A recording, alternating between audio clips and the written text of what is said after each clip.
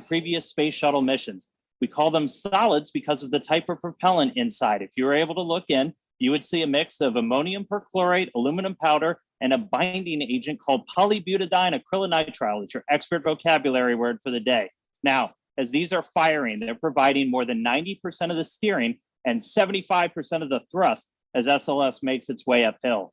And those are attached to the core stage, 212 feet tall, 5 major sections. We're going to start at the fun part down here on the bottom. 4 RS-25 engines, again, derived from those that flew the space shuttle. In addition, we have this core engine section here where we have all of their necessary plumbing, also the connection points where we're feeding the propellants into the core stage itself. And as these are firing, each one providing up to 500,000 pounds of thrust during operation, consuming 1,500 gallons of propellant every second as they go uphill. Now, these are liquid rocket engines, which means you need a fuel, about 500,000 gallons of liquid hydrogen, and an oxidizer, about 200,000 of liquid oxygen up here. That hydrogen gets fed through feed lines down at the bottom of the tank here. The oxygen coming from these two feed lines you see running down out of this, the intertank section. The intertank also has the upper attachment points for the solid rocket boosters. The bottom attaches down here at the engine block. Yep. Now, all the way up top, we have the forward skirt. It's where you have your core avionics, your brains for flying SLS, as well as connections to the mobile launcher and some antennas. And if we zoom in, why does it look all bumpy? We have a spray-on insulation on the core stage. These propellants are stored at cryogenic temperatures, hundreds of degrees below 0 Fahrenheit. And so we have to try and keep them as cold as possible. Now, underneath this upper skirt, we have the second stage, the interim cryogenic propulsion stage, or ICPS. This is a modified upper stage from the Delta IV family of rockets from United Launch Alliance. Single RL-10B-2 engine, also propelled by liquid hydrogen, liquid oxygen. This is used for our in-space propulsion maneuvers. Critically, that translunar injection, which is going to give us the energy to go beyond low Earth orbit and head out to the moon. Altogether, that's the Space Launch System. It's going to be making its first flight, hopefully today. It's going to be a heck of a show. Let's get back to the countdown. I'll send it over to you, Megan. Thanks, Dan. 1 hour, 37 minutes and counting until our 2-hour launch window opens tonight. The Space Launch System rocket and Orion spacecraft together, standing just taller than the Statue of Liberty at Launch Pad 39B. It's the culmination of years of development and thousands of tests. Here's a look at its path to the pad.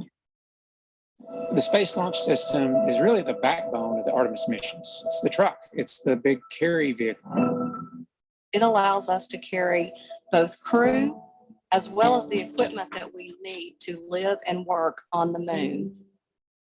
60 years ago, NASA was in a race to get to the moon. This time is more than just a race. It's about establishing a long-term presence. Can you imagine rolling the Statue of Liberty out to put at the pad? That's what we're doing. It will lift up from Earth with more power than Saturn V, which was the first vehicle to take us to this. Artemis is our next giant leap.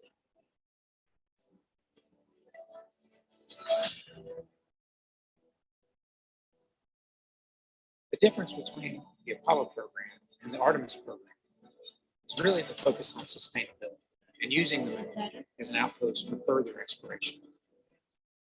This time, we're going back to learn how to live and work on the moon. The Space Launch System really is a culmination of our knowledge for 60 years of building rockets. We started by looking at over 1,700 different potential components that would go into the rocket. And by looking at the way we could reuse some of the most reliable equipment that was flown on the shuttle. We took those and we put them together into a system that had enough energy to make sense to do the mission that we've been asked to do. We're moving from low Earth orbit, like you see in the International Space Station today, to moving beyond that, to taking the next step in exploration. It's 322 feet tall. It's got 700,000 gallons of cryogenic propellant in the core stage alone. It can produce 8.8 million pounds of vacuum thrust. The Space Launch System is really a national rocket, a national asset too. We have worked with contractors as well as with our NASA experts our science and engineering department, our safety and mission assurance team. To get the Space Launch System designed, developed, and produced, it has taken thousands of companies across the country. It comes together by train, it comes together by plane, it comes together by barges. So all of that culminates at the Kennedy Space Center for the launch of the first Artemis mission. Everybody has worked together to ensure that we have a safe and reliable rocket. At NASA, safety and testing is extremely important because ultimately this rocket isn't meant just to carry cargo, it's meant to carry people. It takes all types of education, all types of backgrounds, all types of diversity to do the things we do, and it'll be great to see a diverse crew land on the moon. Where the Space Launch System comes in is providing that reliable transportation so that we can start flying these rockets on a routine basis to take people and to take payload to that outpost, the moon, and also the gateway system. To have a generation who've never seen deep space exploration, and this will give them an opportunity to see that this is something that they can potentially do themselves. It's going to be a paradigm shift for NASA. We're going to be back to looking at things that nobody's ever done before.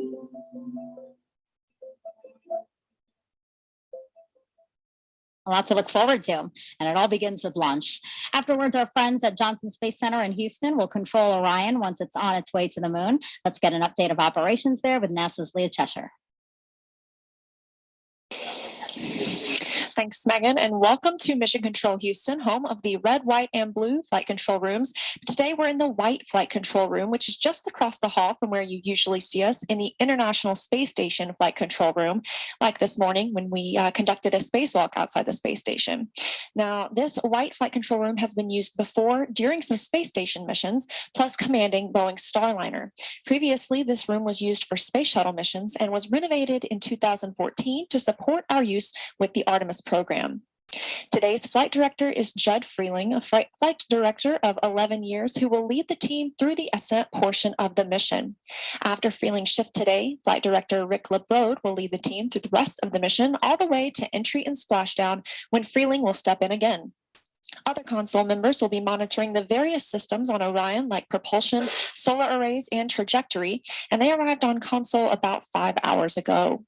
And you might also be surprised to learn that there is indeed a Capcom, or capsule communicator, on console today as well.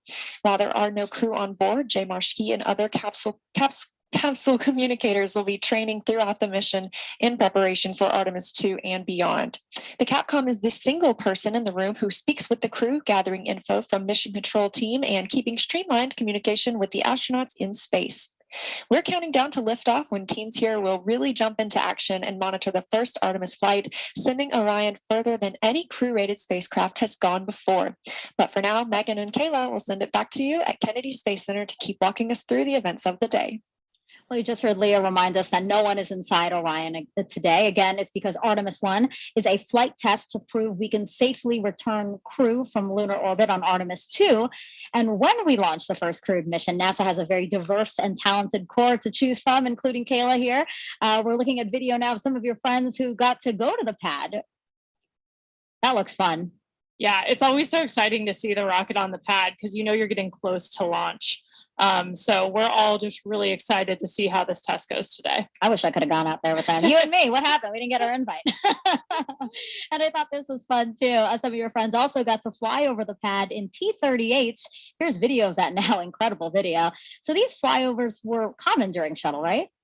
Yeah, and we still try to do them whenever we can. We actually use the T-38 jet as a training platform. It's a chance for us to practice making real-world decisions in a high-risk environment, practice working as a team, and a good analog for spaceflight. Okay. But we also like to fly by the pad when we can, when we have a rocket out there. It's a way of saluting and thanking the team for all the work it took to get to this moment. That's great. Yeah, a worthwhile thing to do because, yes, the team has worked so hard to get to this moment. And you spoke about training. Has training already started for Artemis 2 for you guys? We've been developing the training, but the crews aren't assigned yet. So they're not in dedicated training flows yet. But our team at Johnson Space Center, where we train for human spaceflight, are working on all of the things that we're going to need to teach the crew and the best ways to go about that. Once we get that crew assigned, they'll be straight into training right up until launch day. Awesome. Cool. All right. I can't wait to hear who gets assigned. And the absence of crew today doesn't mean Orion is empty. There are plenty of other interesting things flying on Artemis 1, including several technology demonstrations and science investigations we're going to show you throughout the broadcast. There are also some mementos like these seeds that we have right here, right, Kayla? Yeah, we have an example of the moon seeds that will be flying as part of this mission today. And the idea actually comes from an Apollo 14 astronaut, Stuart Roosa, who flew seeds with him to the moon, hundreds of them, and then brought them back to Earth. And then they were planted all over the country and the world, and they're called moon trees. And so we're kind of carrying on with that idea on Orion for this launch. Yeah, I love that. And the seeds that are flying on Artemis 1, it's going to come back and they're going to distribute it to a number of organizations through NASA's STEM program. So it's really a neat idea. And so these moon seeds are part of what's inside Artemis 1's official flight kit, along with more than 10,000 other mementos, like this Apollo 8 commemorative medal you see here, a nod to 1968 when humans first orbited the moon, and a bolt from Apollo 11, 1969, when humans first landed on the moon. Those items are on loan to us from the National Air and Space Museum, and once back on Earth, will be exhibited there, so you can check them out. There are also a variety of flags, pins, and patches like these Artemis 1 patches that will be distributed to people who contributed to this flight. Now, NASA spacecraft, both crewed and uncrewed, have carried mementos like these since the 1960s. Astronauts are also allowed their own personal flight kit. So I was wondering, what did you bring with you for your Crew 3 mission? I actually brought a couple of examples to show you. The moon seeds inspired me to share that I actually brought some vegetable seeds that's with awesome. me. So these are kind of fun. They're dragon themed. So I got dragon carrots and dragon beans since I went up on a SpaceX Crew Dragon vehicle. Sure. And then of course, I think the most important, meaningful thing to all of us is usually pictures of our family and friends. So have like a picture family. of me and my family at my sister's wedding. Friends backpacking in Alberta, Canada, and then my in-laws together on a family vacation. And I also brought some flags, some American flags, and then United States Navy flags since I'm a naval officer. So things like that, I think it's just so human to want to bring stuff with you, right? Souvenirs, who doesn't love that? Yeah, absolutely. But I think for most of us, pictures of our family and friends, things that connect us back home are the most important. Yeah, 6 months might not sound like a long time for people, but it is, right? Wouldn't you say? You're also so far, it's nice to have those tangible things that remind you of home. Absolutely. Yeah, really important for us. Cool. Thank you for bringing those. It was really fun to look at. All right, 1 hour, 27 minutes and counting until launch. And we have our first questions from social media. So let's take a look at the clip here. Kayla, you're going to notice a familiar, handsome face. Hey there, I'm Chris Evans, and I play Buzz Lightyear in Pixar's Lightyear movie. I was wondering, when we fly future Artemis missions with astronauts, how many people can fly on board the Orion capsule at once? My nephew's probably asleep, but he's a big Buzz Lightyear fan, so he's probably going to enjoy watching that question tomorrow. But we can get 4 astronauts in the Orion space capsule. It's a little bit bigger than the Apollo capsule, about 30% more habitable volume. And so instead of supporting 3 crew for about 2 weeks, Orion can support 4 crew for about 21 days. Okay, good first question. Let's take a second question now.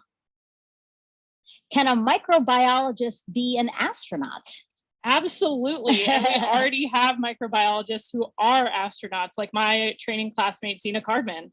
We hire people from all sorts of different backgrounds. All you have to do is have a STEM degree. Beyond that, you can come from any pathway. So some of us are military astronauts like me, either aviation or I'm a submariner, but we have a ton of people from different scientific and engineering communities, including microbiologists. Yeah, I love that it's so diverse, because I think diversity really adds to what you guys can do. Yeah, and those unique perspectives, I think, make us stronger as a team whenever we're tackling a new problem. Having people with different, not only academic backgrounds, but all of these scientists, a lot of them have different field experience. So like Zena worked in some really extreme environments in Antarctica, in caves, doing a lot of her research. So it's not that different than what we're hoping to do at the South Pole of the moon. So these perspectives are really important for us to form the best team that we can. Yeah, that's interesting. All right, I think we have time for one more question. So why don't we pull one up? What is the coolest part about Artemis to you? I mean, I think I can't even quite get my head around how it might feel for the crew to orbit the moon on Artemis 2 and see it up close. And then, of course, on Artemis 3 to actually land on the moon and conduct a moonwalk. It's just going to be incredible to have that view back of our home planet.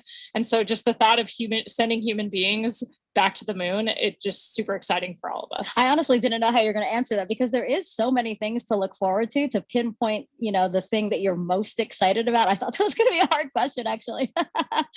All right. So great questions. Keep them coming using hashtag Artemis wherever you're watching this broadcast, and keep sending those moon inspired content too. Again, that's hashtag NASA Moon Snap. And we're going to show some of them later in the broadcast. Okay, 1 hour, 24 minutes and counting until hopefully liftoff of Artemis 1. And it's time for another update with NASA's Daryl Nail, who's with the launch team as they were monitoring a leak. Yeah, that's right, Megan. We're inside the firing room number 1 here at the Launch Control Center at the Kennedy Space Center. And currently we have an update on that red crew, which went out to the pad to torque down some bolts on a leaky hydrogen replenish valve for the core stage. And that update is that the red crew has departed the blast danger area. They have completed their work. They got the go at 10 p.m. this evening, 10 p.m. Eastern time, to go out and conduct work that took roughly an hour from the time they were given the go till the time they left the blast danger area. The technicians, 2 technicians and 1 safety representative, did the work out at the pad on the replenish valve. And now that they are on their way back, the team is now examining the work and whether or not that leak is still there. What we do know is, you may have heard me mention that this put the liquid hydrogen tank into stop flow, and as a result also stopped a required 90-minute engine bleed for the liquid hydrogen side. Teams have come to the conclusion that only a 45-minute bleed is required at this point. They can resume the bleed at the point that they left off, and it'll be enough to meet that requirement for launch. You're looking now at a graphic where we're tracking the core stage fill rate. We did this earlier this evening. Took about 4 hours and 20 minutes to fill the core stage. You can see on the left that the core stage liquid oxygen is at 100%. That's the same for the upper stage, and both are in stable replenish. As you can look to the right, though, you can see that we're at 97% for liquid hydrogen. The reason for that is because when we went into stop flow, that means that the replenish was no longer refilling the tank, and that liquid hydrogen was boiling off and draining some of the capacity out of that particular tank. So we've lost some liquid hydrogen. The plan is to resume, of course, the filling of liquid hydrogen, which goes into that into the liquid hydrogen tank on the core stage, and then vents out on that flare stack that you see to the right, where excess hydrogen is burned off. That's the latest here from Firing Room 1. Megan, we'll send it back to you. Thank you, Daryl. All right, let's go back inside our Apollo Saturn V Center now with NASA's Dan Hewitt. We last sent humans to the moon using the rocket behind you. Can you show us how we're going back now with Artemis? Absolutely. Thanks, Megan. So Artemis 1 is going to take us from planet Earth around the moon and all the way back. And I'm going to show you every step of the way. Like every great space mission, it starts with a launch. In this case, 4 RS-25 engines, 2 solid rocket boosters ignite, sending SLS and Orion into the sky. On the way uphill, we'll have a number of jettison events, things coming off the rocket. One of the most visible, these 2 large solid rocket boosters, a little over 2 minutes into flight, will break away. We'll also have the launch abort system come off once we're high enough, and then 3 fairings, which are protecting Orion's capsule and service module during the flight through the thicker parts of the atmosphere. Now, after the core stage has consumed its propellants, we'll hear MECO, main engine cutoff. Those 4 engines will cut off. The core stage will drop away, handing over propulsion duties to this, the interim cryogenic propulsion stage. Its first job is a perigee raise maneuver. Perigee just means the lowest point of your orbit. This will give us a nice circular path for Orion around our planet. While it's there, we can really check the spacecraft out, make sure everything from electrical systems guidance, navigation, and control, communications are all functioning before we commit it to heading to the moon. And we do that with this, the trans-lunar injection. This will be about an 18-minute firing on today's timeline. And this is done to give us enough energy to get out of low Earth orbit and make our way to the moon. Shortly after that, the ICPS will separate. It'll do a disposal burn, sending it around the moon and into an orbit around the sun. But from there on out, propulsion duties get handed over to the European service module. It's going to make a couple of outbound trajectory correction burns on the way out, critically testing that orbital maneuvering system engine, that large one on the very bottom that's going to be needed when we start making our maneuvers around the moon to get into what's known as distant retrograde orbit, or DRO. To do that, we're going to do the outbound powered flyby, dipping in about 70 or 80 miles off the lunar surface, really pushing with that large engine. That's going to slingshot us around. We're going to do a final orbit insertion maneuver, and then we will be in DRO, distant retrograde orbit, this dotted line right here. Distant, we're about 40,000 miles off the lunar surface, and retrograde, because the moon orbits the Earth in a counterclockwise fashion, we're going to be going clockwise, opposite retrograde. It's a very stable orbit, doesn't require a lot of energy to maintain your space there, really lets us put Orion through the paces, learn about using the spacecraft in deep space. But eventually it'll be time to come home. We'll fire up the engines once more, do a departure burn. This is what commits us from departing the moon and heading back home. We'll dip in close to the surface once more for the return powered flyby and execute correction burns on the return transit as we target a splashdown in the Pacific Ocean. Before that happens, the spacecraft separate. The European service module's job is done. It drops away to burn up, revealing the heat shield. This is goal number one for this flight, is testing that heat shield at lunar return velocities, because when we hit the upper atmosphere, we're going to be moving more than 20,000 miles an hour, heating that up to more than 5,000 degrees Fahrenheit. So really need to make sure that that can withstand that heat of reentry. After it makes it through, parachutes deploy, Orion splashes down in the Pacific. A Navy ship and other recovery assets are standing by to pick it up out of the water and bring it in to the first mission in the Artemis program. So that's all still going to unfold. It all starts with launch today, though. So let's get back to the countdown. Over to you, Megan. Our return to the moon would not be possible without our partners across the country and the world. So joining us now is Frank Davina, head of ESA's European Astronaut Center. Good evening to you. Good evening. Well, so I want to ask you, talk to me about Airbus and how that company and ESA contributed to the Orion spacecraft. Well, Airbus is, of course, the lead manufacturer and integrator of the service module of our Orion capsule, and that will fly to the moon. So this is a very important part, of course, because without the service module, it's clear that we would not get to the moon or not be able to return from it. So it's a very important partner for ESA, but there are industries across Europe, not only Airbus, but across Europe, that are contributing to the service module in Italy, in France, Belgium. Really, it's a really European project. Yeah. Frank, we've been close partners, NASA and the European Space Agency, for decades now, and partnering on things like the space station, scientific exploration, and of course, commercial crew missions. Matthias Maurer, ESA astronaut extraordinaire, was on my crew 3. Can you tell us a little bit more about what makes these partnerships so important?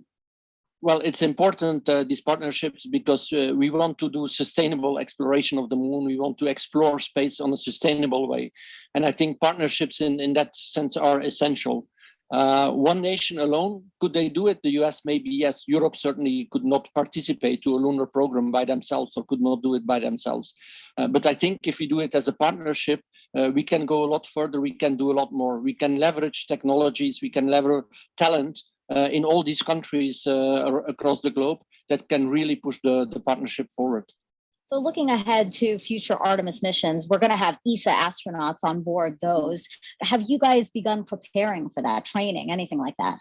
We have actually started preparing already for lunar missions, surface missions. We have a program called Pangaea in ESA, which is basically, there are NASA astronauts participating in those trainings. Stephanie was just over with us just 1 week ago, doing field trips. And we are actually starting to prepare to see also which technologies do we need to use that we can at the best possible way do science on the moon, because of course we just do not go there to walk around or do two things. We want to do real science, we want to do discoveries, we want to live there for a sustainable way. So which technologies do we need?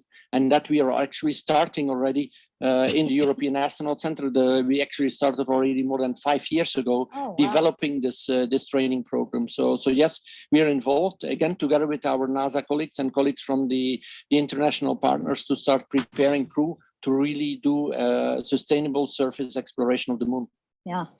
And you guys are doing more than just crew, right? You guys are contributing to the Artemis programs in other ways? We are contributing to the Artemis program in many ways. Of course, the service module that we will see launching here hopefully today is the biggest part today. But we are looking into a lot of other capabilities. First of all, there is the gateway. That will be a real element to enable the sustainable exploration of the moon. We have the communication system on the gateway. We have the IHAP, the habitation module. We have ESPRIT, which is a refueling module, which is essential if you want to sustain the gateway there for a longer period of time. Of course, you need to be able to refuel the system. So these are essential elements, again, that ESA is providing. We're also providing small technology experiments. Radiation, for example, will be very important. We are looking in crew exercise device for the gateway. We are looking into medical systems. So these are also small components, but for the crew that are very important because we need to keep the crew healthy there, of course. You're a great partner. You have so much that you're contributing. We really appreciate it. We have a lot that we can contribute. And, Thank you. And of course, in this ministerial, because we have now our ministerial conference coming up next week, where the big decisions are going to be made for the next decade. And there we will propose a European lander that will bring logistics to the moon. And this logistics capability that will be a big part of the integrated Artemis program will allow us to have European astronauts actually walking on the moon. So that is really interesting for us. Wow, Frank, thank you so much. And we continue to look forward to the contributions that we can make together with this partnership. Thank you so much. Thank you for having me. And good morning to the viewers in Europe. Thank you so much. All right. And speaking of viewers, we have a ton of people out here along the space coast of Florida watching today's launch. So let's head on over to NASA's Leah Martin. She's over at the visitor center with a whole bunch of excited people. Oh my goodness, Megan. You know, this normally is a time of night that people are winding down and getting ready for bed, but there is not a single person here who has sleep on their mind. Everybody is so excited on the edge of their seat, trading stories, talking about previous launches and being excited for this one. And I'm actually joined here by 3 women who are thrilled to come out and watch tonight's launch. What does it mean to be out here and see this historic launch tonight? It's an amazing moment. I grew up on the Space Coast watching launches. And so to be out here tonight, it's incredible. It's an amazing feeling to be out with all of these people celebrating. And we're super excited to be here. And Isabel, I know that you said that you have been having your eyes on this launch. You've been watching on the previous attempts. What does it mean for you to be here tonight? Well, yeah, this is our 3rd attempt here. We were here for the 1st and 2nd here at Banana Creek. So we're really excited. The energy out here is electrifying and we can't wait to see this thing go off. Now, this is the first of a series of missions that are becoming increasingly more complex. What are you most excited about for the Artemis missions? Yeah, I am so excited to be here. I just feel so honored because, as you know, this isn't just a momentous launch for humanity as a whole. It's so important for gender and cultural minorities across the globe because Artemis is landing the first woman and the first person of color on the surface of the moon. This is this generation's Apollo. And so all of the people who didn't have the opportunity to live through Apollo and be inspired by that have the opportunity today to witness it. And I'm just so grateful to be here. I can't wait to see the positive impact. One more question. This is going to be something that you guys, I'm sure, will remember for your entire lives. How are you marking this? Do you have any special plans of capturing these memories and being able to pass them on to people in your life? Well, my son is growing up here. I didn't grow up here. And so he's going to grow up here on the Space Coast. And I just can't wait for him to just grow up with the Artemis missions. Well, Megan, we're out here. We have our eye to the sky and we can't wait to see it go. Back to you. Really great interviews. And wow, I saw that drone shot that we had showing all of the bleachers filled with people there to watch the launch. That was incredible. If you're just joining us, welcome to NASA's live launch coverage of Artemis-1, our return to the moon in almost 50 years. I'm NASA's Megan Cruz, and this is NASA astronaut Kayla Barron, who flew on NASA's SpaceX Crew 3 mission and returned home earlier this year after living and working on the International Space Station for about 6 months. I got to ask you, how was that experience? It was incredible. We had such an amazing time up there. The Expedition 66 crew was awesome. I've been saying since I got back that we're the happiest crew in the history of the space station, and nobody's been able to really challenge me on that yet. You guys look very happy in that photo. Oh man, we were just like a family up there executing an incredible mission. Some amazing science experiments. We got to do 3 spacewalks. It was just, you couldn't have planned a perfect first mission for me, Matthias, and Raja, and of course our veterans up there, Mark and Tom. It was amazing. We had an incredible time. Yeah. Wow. Look at that photo of you in the cupola. That is amazing. Yeah, the views are beautiful. It's just like every time you look out the window, it takes your breath away. Wow. And now here you are adding some valuable insight into Artemis-1. This is our 3rd opportunity to launch NASA's brand new Space Launch System rocket and Orion spacecraft. This is an uncrewed flight test to pave the way for future crewed missions, starting with Artemis-2. And Kayla, you could be chosen to fly on some of those future missions. How does that make you feel? Honestly, it's a little unbelievable to me. I could barely imagine what it'd be like to go to the space station until I did it. And just thinking about what it would be like to look back at the Earth from orbit around the moon or even standing on the moon kind of blows my mind. Wow. So yeah, it's hard to even imagine that that's true, but it's a really special time to be at NASA, and an even more special time to be in the astronaut office. Yeah, that's a beautiful picture of you seeing the moon, right? Yeah, that's a sort of a moon spotting adventure there. I've got binoculars. One thing that's really cool about seeing stars and the moon from orbit is you're not looking at them through the atmosphere. So you get these very clear views. And the moon is always super spherical. You never get these sort of slices that look kind of flat from Earth. Up there, you see it in 3D, it feels like. Wow. So yeah, I think we all sort of fall in love with the moon from space in a whole new way. Yeah. Well, today's launch attempt comes amid a very busy year for us at NASA. Some of the highlights include 2 more commercial crew launches with SpaceX, Crew 4 in April, you're seeing there, and Crew 5 last month. In May, NASA and Boeing flew OFT-2, the 2nd uncrewed flight test of the Starliner capsule. The goal is to certify the capsule for regular flights to the International Space Station after a crewed flight test next year. In July, we released the first images captured by our James Webb Space Telescope, and wow, they are magnificent. Pictures like these could help us answer some of astronomy's biggest questions about how our universe began. And then in September, we intentionally slammed the DART spacecraft into asteroid Dimorphos and successfully changed its course. The asteroid wasn't headed for Earth, that's important to say, but the test was to show that we could defend our planet if needed. And recently, 2 other missions that benefit the Artemis program. Last week, we tested a new inflatable heat shield that could help us eventually land humans on Mars. And just 2 days ago, Capstone arrived at its intended orbit around the moon. The small satellite launched from New Zealand in June and will now test the unique lunar orbit for a future space station there. You heard us talk about it, Gateway. Now, Kayla, what do you think about all that NASA is accomplishing?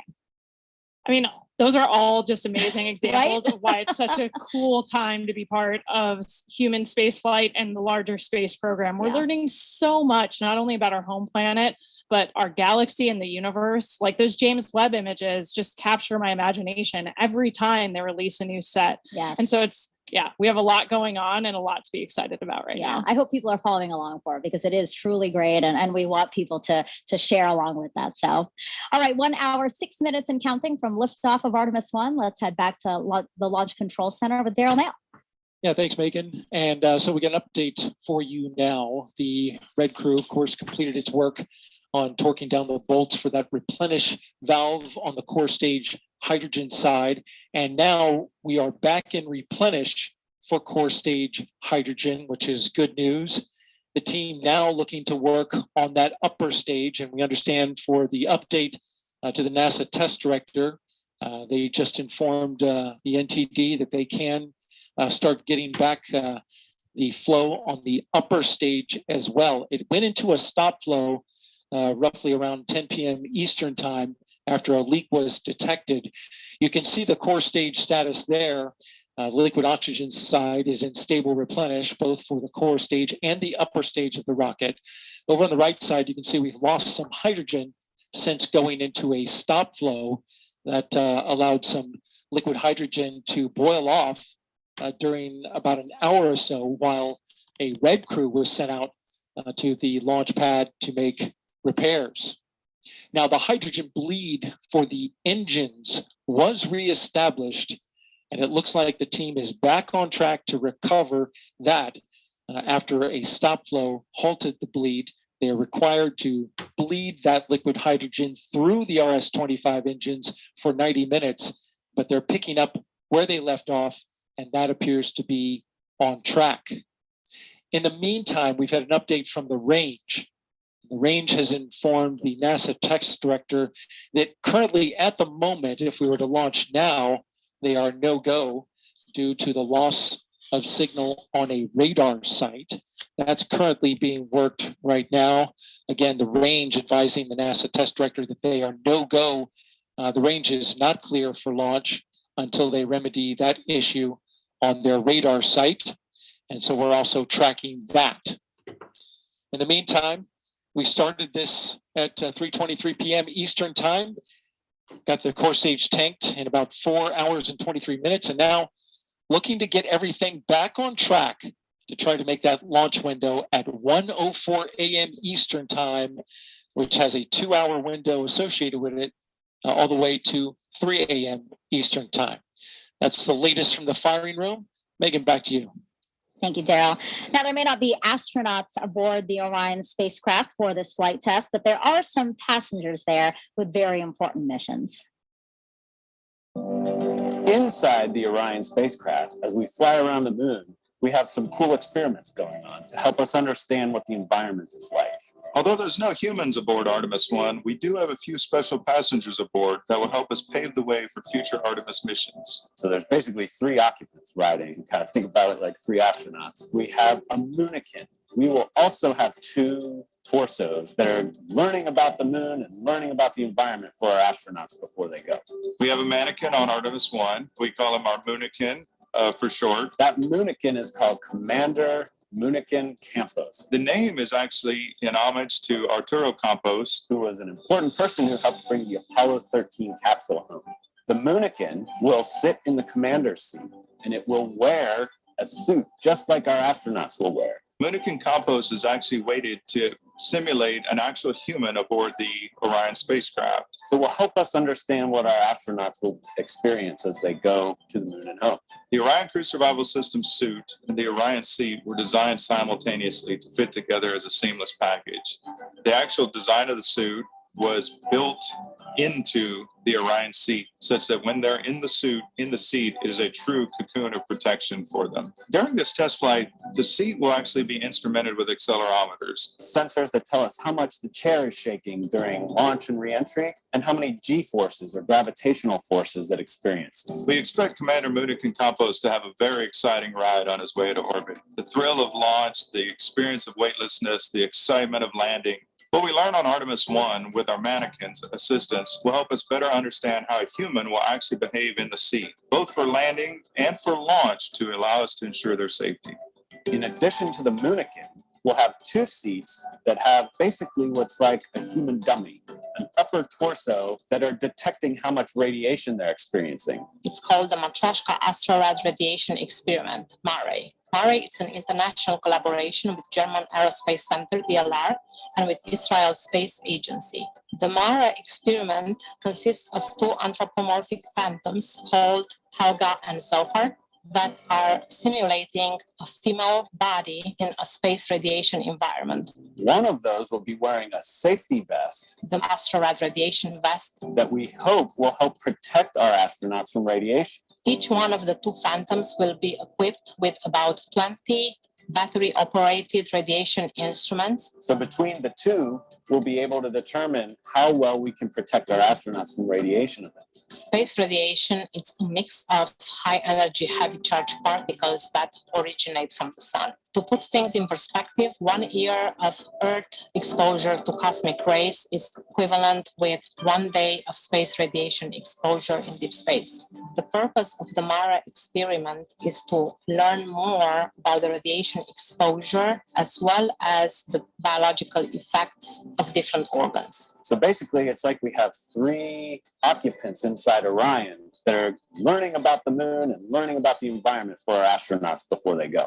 Going back to the moon with new exploration goals and new technologies will help us gain better understanding of the challenges we encounter with deep space exploration. We will have to develop new technology and solutions to meet really difficult challenges. But that's what NASA does. That's what Artemis is all about. And we have one more passenger to tell you about. It's everyone's favorite beagle that's had a special connection with NASA ever since Apollo. Artemis is NASA's plan to go back to the moon, and Snoopy is to be the zero gravity indicator. A zero-G or zero gravity indicator demonstrates the moment that the crew in the spacecraft reach weightlessness. Snoopy is about to take his first trip around the moon. The relationship with NASA and Snoopy goes back about 50 years since the Apollo days. He was the face of the safety campaign, the icon for NASA's culture of safety and mission success. So NASA and Peanuts have a Space Act agreement, and we collaborate together on STEM content. And we really were excited when it was decided that Snoopy would be the zero gravity indicator on Artemis 1. We wanted to go all out, so we created a custom Snoopy. And the spacesuit is actually made out of material worn by the NASA astronauts. Everything was done with extreme detail. They cut patterns for his suit, even how his collar worked and how the NASA Meatball logo looked. We're very excited. I'm personally very excited. I can't contain the excitement I am feeling about this day. Snoopy is going farther in space than he's ever been before. This is the day that we've all been waiting for. It's fantastic. And we snapped this picture of Snoopy and Orion. He's comfortable and ready for his journey to the moon. Lucky for us that Snoopy has this twin that's staying here on Earth. That way we can take a closer look at how cute he is. And this orange suit, I mean, it is amazing. It's actually the same material that would be worn by Artemis astronauts, right? Yeah, you know, the suits we'll be wearing in Artemis ultimately are an update of the suits that the shuttle crews wore. They're this iconic orange color. And we've updated them, though, with new technologies and also new crew capabilities so that they can best protect the crew and our return to the moon. I actually got to work with that suit team before my assignment. Cool. And so the suit's kind of near and dear to my heart. Yeah, I think we have a picture of you wearing the suit as part of when you were helping to design it, right? Yeah, so I was our representation from the crew office, from the astronaut office to the engineering team that's working on putting this suit together. So I got the chance to wear it for some of the early testing. And it is an amazing suit and it'll protect us while we're in the vehicle. Cool. So what was your zero-G indicator? Yeah, like the video mentioned, we always choose stuffed animals. So we actually had a turtle. We named her Fowl, which is German for peacock. And we chose that because Raj and I are from the turtle training class. So we thought it would be fun to have a sea turtle as our zero-G indicator. But we wanted to have a nod to Matthias, who is a German astronaut, so that's what we gave her a German name, and Tom, who's from the peacock class. So she's peacock colored and it kind of works for everybody. I was about to ask, I was like, wait, why is it German for peacock, but it's a turtle? Yeah, exactly. Now I get it. Was, diplomacy, crew diplomacy. No, I get it. So we had turtle, we have Snoopy here. Why is it always toys? I think the tradition goes back to crews taking stuffed animals from their children and sometimes flying the stuffed animals of their kids. That still happens to this day when a crew selects a zero-G indicator, but they're convenient because they're nice and soft. So if you're going to allow something to bounce around in the capsule, you want to make sure that it won't hurt the crew or any of the equipment. And they're cute. I mean, Yeah, come on. who doesn't want a Makes you mascot? smile. Yeah. Absolutely. Well, NASA's workforce has changed over the last 50 years. For Artemis 1 today, women make up 30% of the launch team. But when we first stepped on the moon with Apollo 11 in 1969, take a look at this picture here. You see this woman highlighted near the center there? That's going to be Joanne Morgan, and she was the only woman in the firing room. She now has a special message for the Artemis generation. Hello, I'm Joanne Morgan, and I am so excited for Artemis 1. This flight test will bring new knowledge to people on Earth, and I'm thrilled to see such a diverse team at the LCC making it happen. Firing Room 1 is a different sight today than when I was on console for Apollo 11. I was totally focused on doing my job and never thought about being the only woman in the room. Today, women at NASA are center directors and launch and flight directors and have substantial roles in engineering, science, and technical areas. This is so important for a new generation, the Artemis generation, to see how individuals are leaders and contributors to the mission, and for youth across America and the planet to see this as well. After 50 years, it is gratifying to see this change, and I can't wait to see what you all accomplish together. New century, new generation, new mission to the moon and beyond. Godspeed, Artemis team and Artemis 1. I think it's so great that we know she's following along and interested in this mission too. Yeah, it's so awesome to see the women who have come before us at NASA and paved the way for a much more diverse team to contribute to these amazing missions. Yeah. And speaking of women breaking the mold, before serving as a NASA astronaut, I know you were a naval officer and a member of the first class of women commissioned to the submarine community. How amazing is that? I mean, what would you say as you look at these pictures? What would you say to women, young girls who might be thinking, hey, I might want to join a predominantly male field? Yeah, I was just really lucky to be in the right place at the right time. I was a senior at the Naval Academy when they announced that they were going to change the policy and allow us to serve aboard submarines. But even before that change happened, I knew that I was passionate about serving in that role and I was dreaming about it. So I think allowing yourself to really examine what your passions are and be brave enough to dream that you could actually do those things. I had awesome mentors who encouraged me along the way and told me never close a door on yourself. You always want to put yourself in the roles you're most passionate about, especially if you're going to challenge yourself. Doing something you love that's hard is so much better than doing something that you're not as well suited to. So I was just lucky I had some awesome leaders in my life who encouraged me to be brave enough to dream so that when those opportunities presented themselves, I was ready to take them on. Yeah, no, that's great. Having mentors is always so important because yes, sometimes you don't know what path to take, especially if you're blazing your own. So it's always so nice to have somebody to talk through some of that. So. Absolutely. 52 minutes until the opening of the 2-hour window for Artemis 1 today. Once it soars off the launch pad, our colleagues over in Houston will take over. Leah, how are things looking in mission control right now?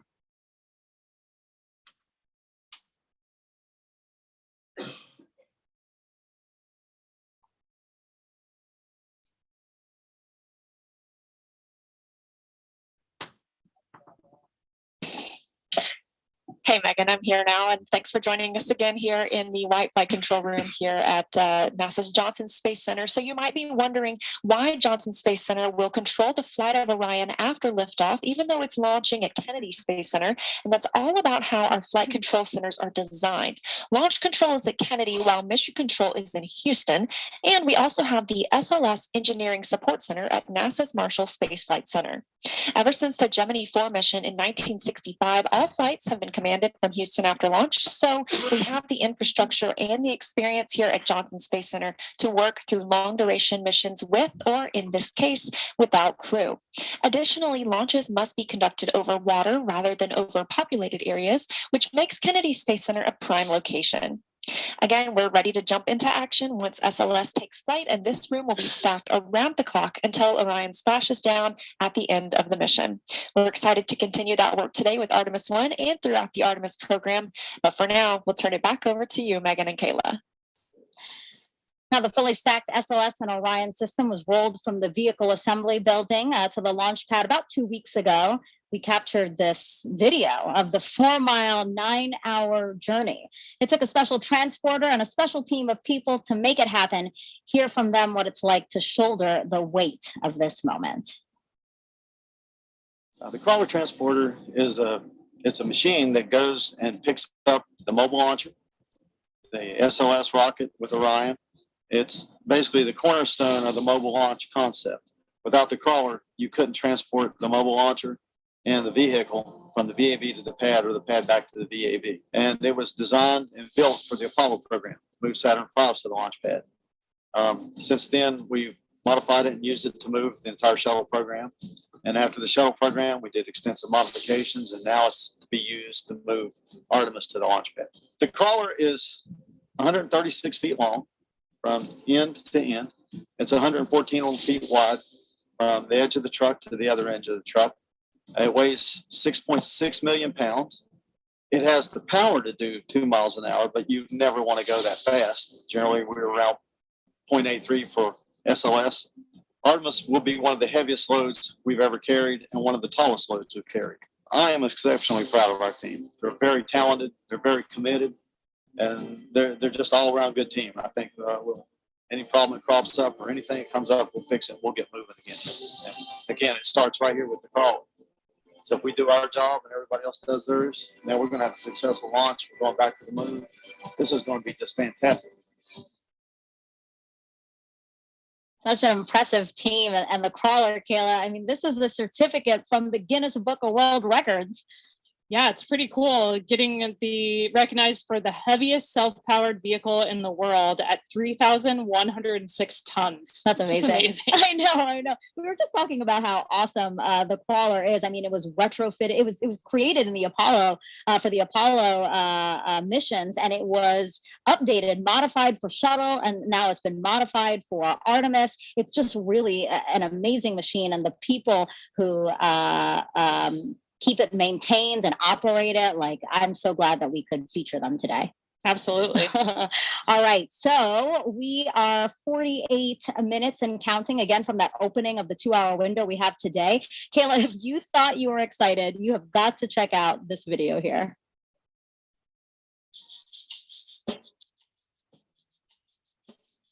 This is really cool.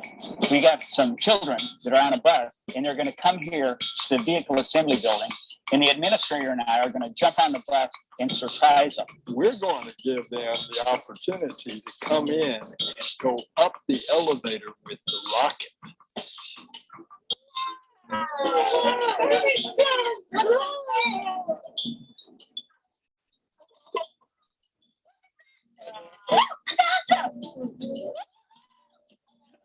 Hey guys, would you like to see a moon rocket? Because it is the future of our country, and indeed the future of the world. And we saw what our space program does for science and technology and engineering and mathematics. We saw that in the Apollo generation. All right, guys, what do you think?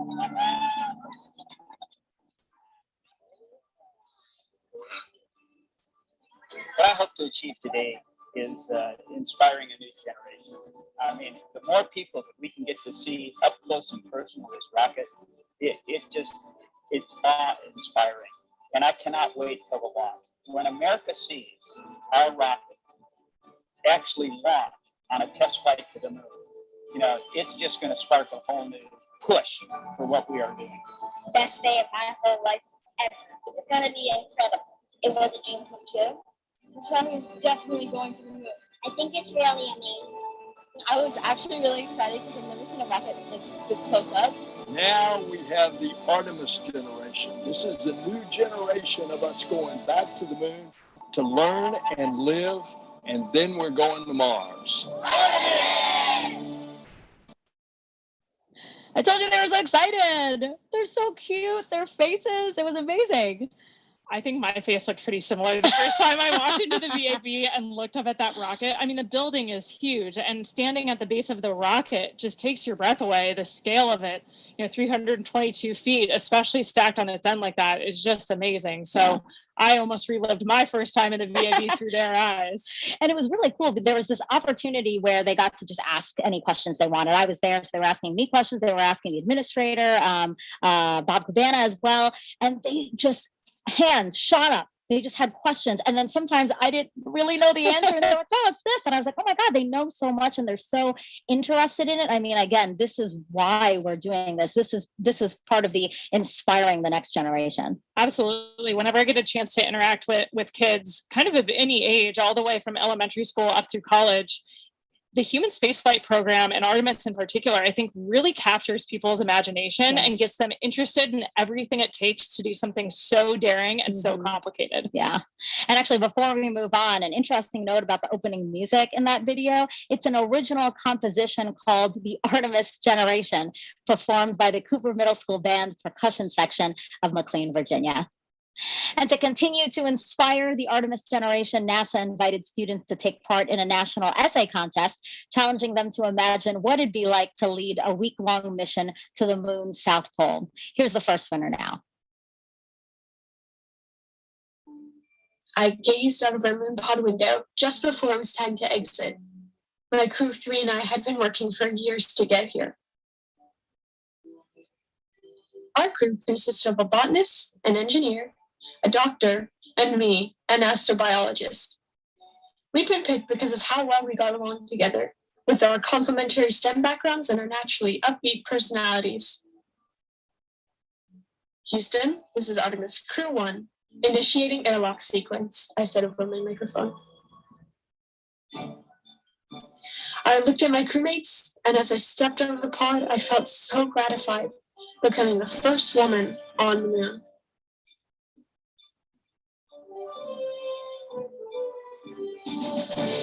Our purpose was to set up a moon habitat containing the 4 things needed to keep a crew safe: oxygen and clean water, a waste disposal system, the veggie project for food, and a protective outside shell made of regolith and mycelium. We will build it over the next week, and it will be used by other astronauts for years to come. Embarking on this incredible adventure, I couldn't help but be grateful to be given this opportunity to lead the most remarkable crew and to know that I was a part of the Artemis generation. So that was beautifully written by Taya Sauer of Laguna, California. And she was one of 3 essay winners. The 2 others were Austin Pritz of Walcott, Indiana, and Amanda Gutierrez of Lincoln, Nebraska. If you want to check out their essays, you can scan the QR code you see.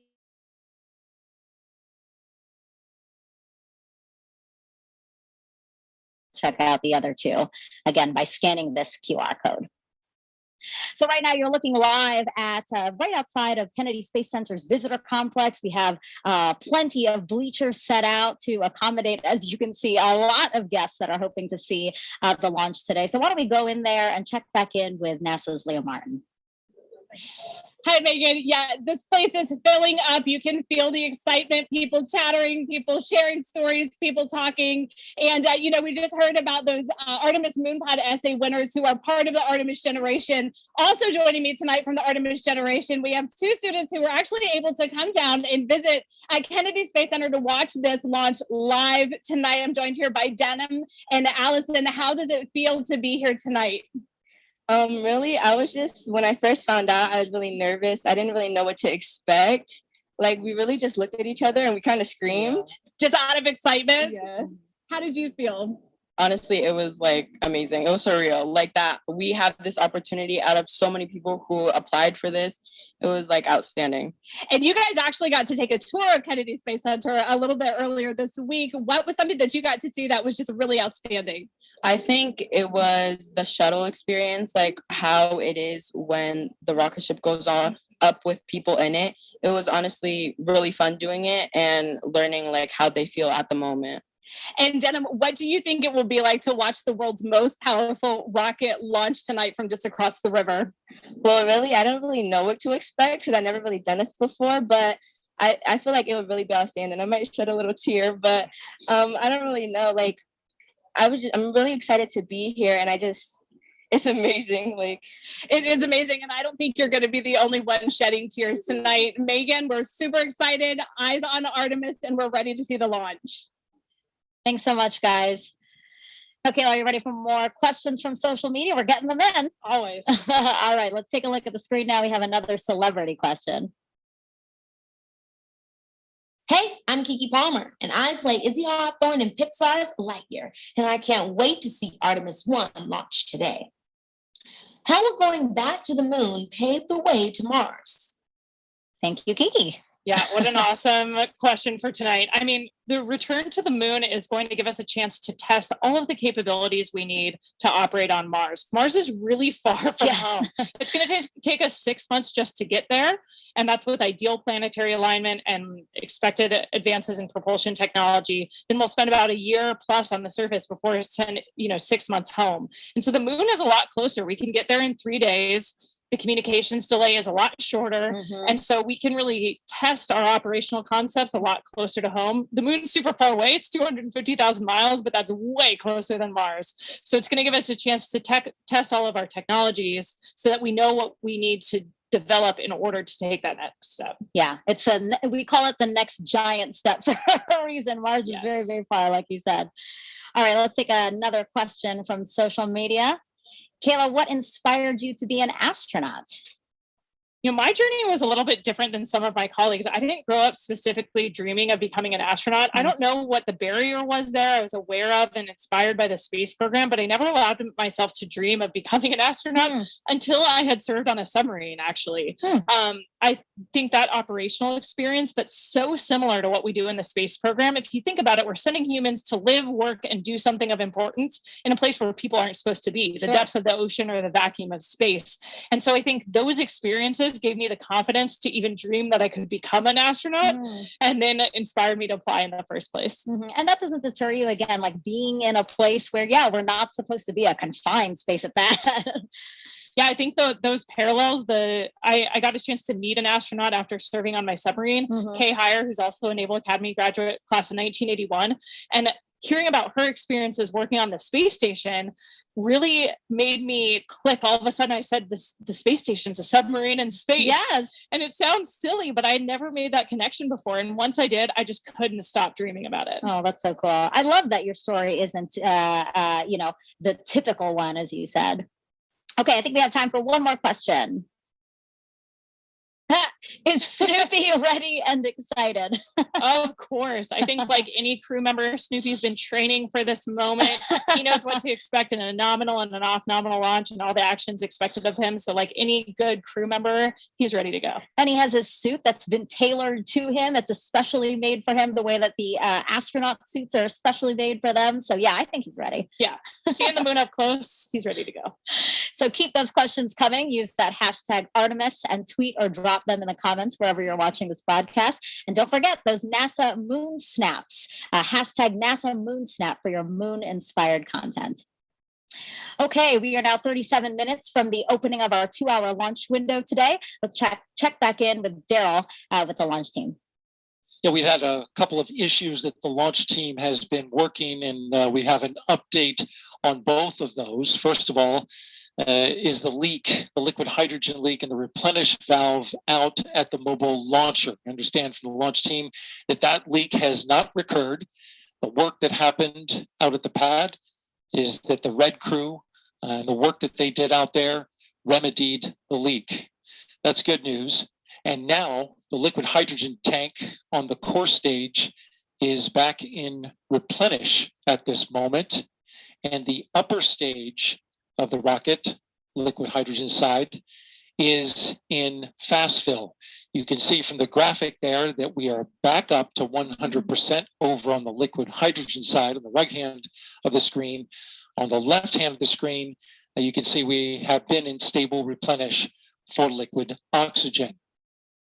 Now, with regards to the range, they reported that they had an issue to the NASA test director with their radar site. Later found out that that was actually a bad Ethernet switch that was cutting out and not providing them the data. The range reported that they will swap out that bad switch, and they're currently working on that. They advised at the time, about a half hour ago, that it would take them about 70 minutes, or about 25 minutes into that work. They did just recently update the NASA test director to say that it's going to take them a little bit longer because they're going to need to re-verify this Ethernet equipment once they have it installed. Again, that work is ongoing, but at the moment, if we were launching right now, the range is no-go as a result of that bad Ethernet switch. The Dolly Loop file, which helps steer the Space Launch System through the upper atmosphere, has been uploaded to the rocket, and so we're good to go there in terms of other configurations that are ongoing. But we are continuing to monitor communications of the launch team about holding to the top of the window, currently slated for 1:04 a.m. Eastern time.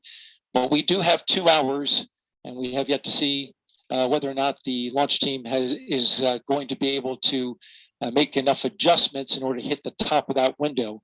No slip yet, but we're monitoring their work, and we'll give you an update when we have it. Back to you, Megan. Thank you, Daryl. Really great news about that leak. Kayla and I actually said, wow, that's really great news. So we'll wait on your next update. Let's go back live now to Kennedy Space Center's visitor complex, where we have NASA's Dan Hewitt inside there with our new moon board. Dan, let's focus in on Orion now. It has 3 main elements, right?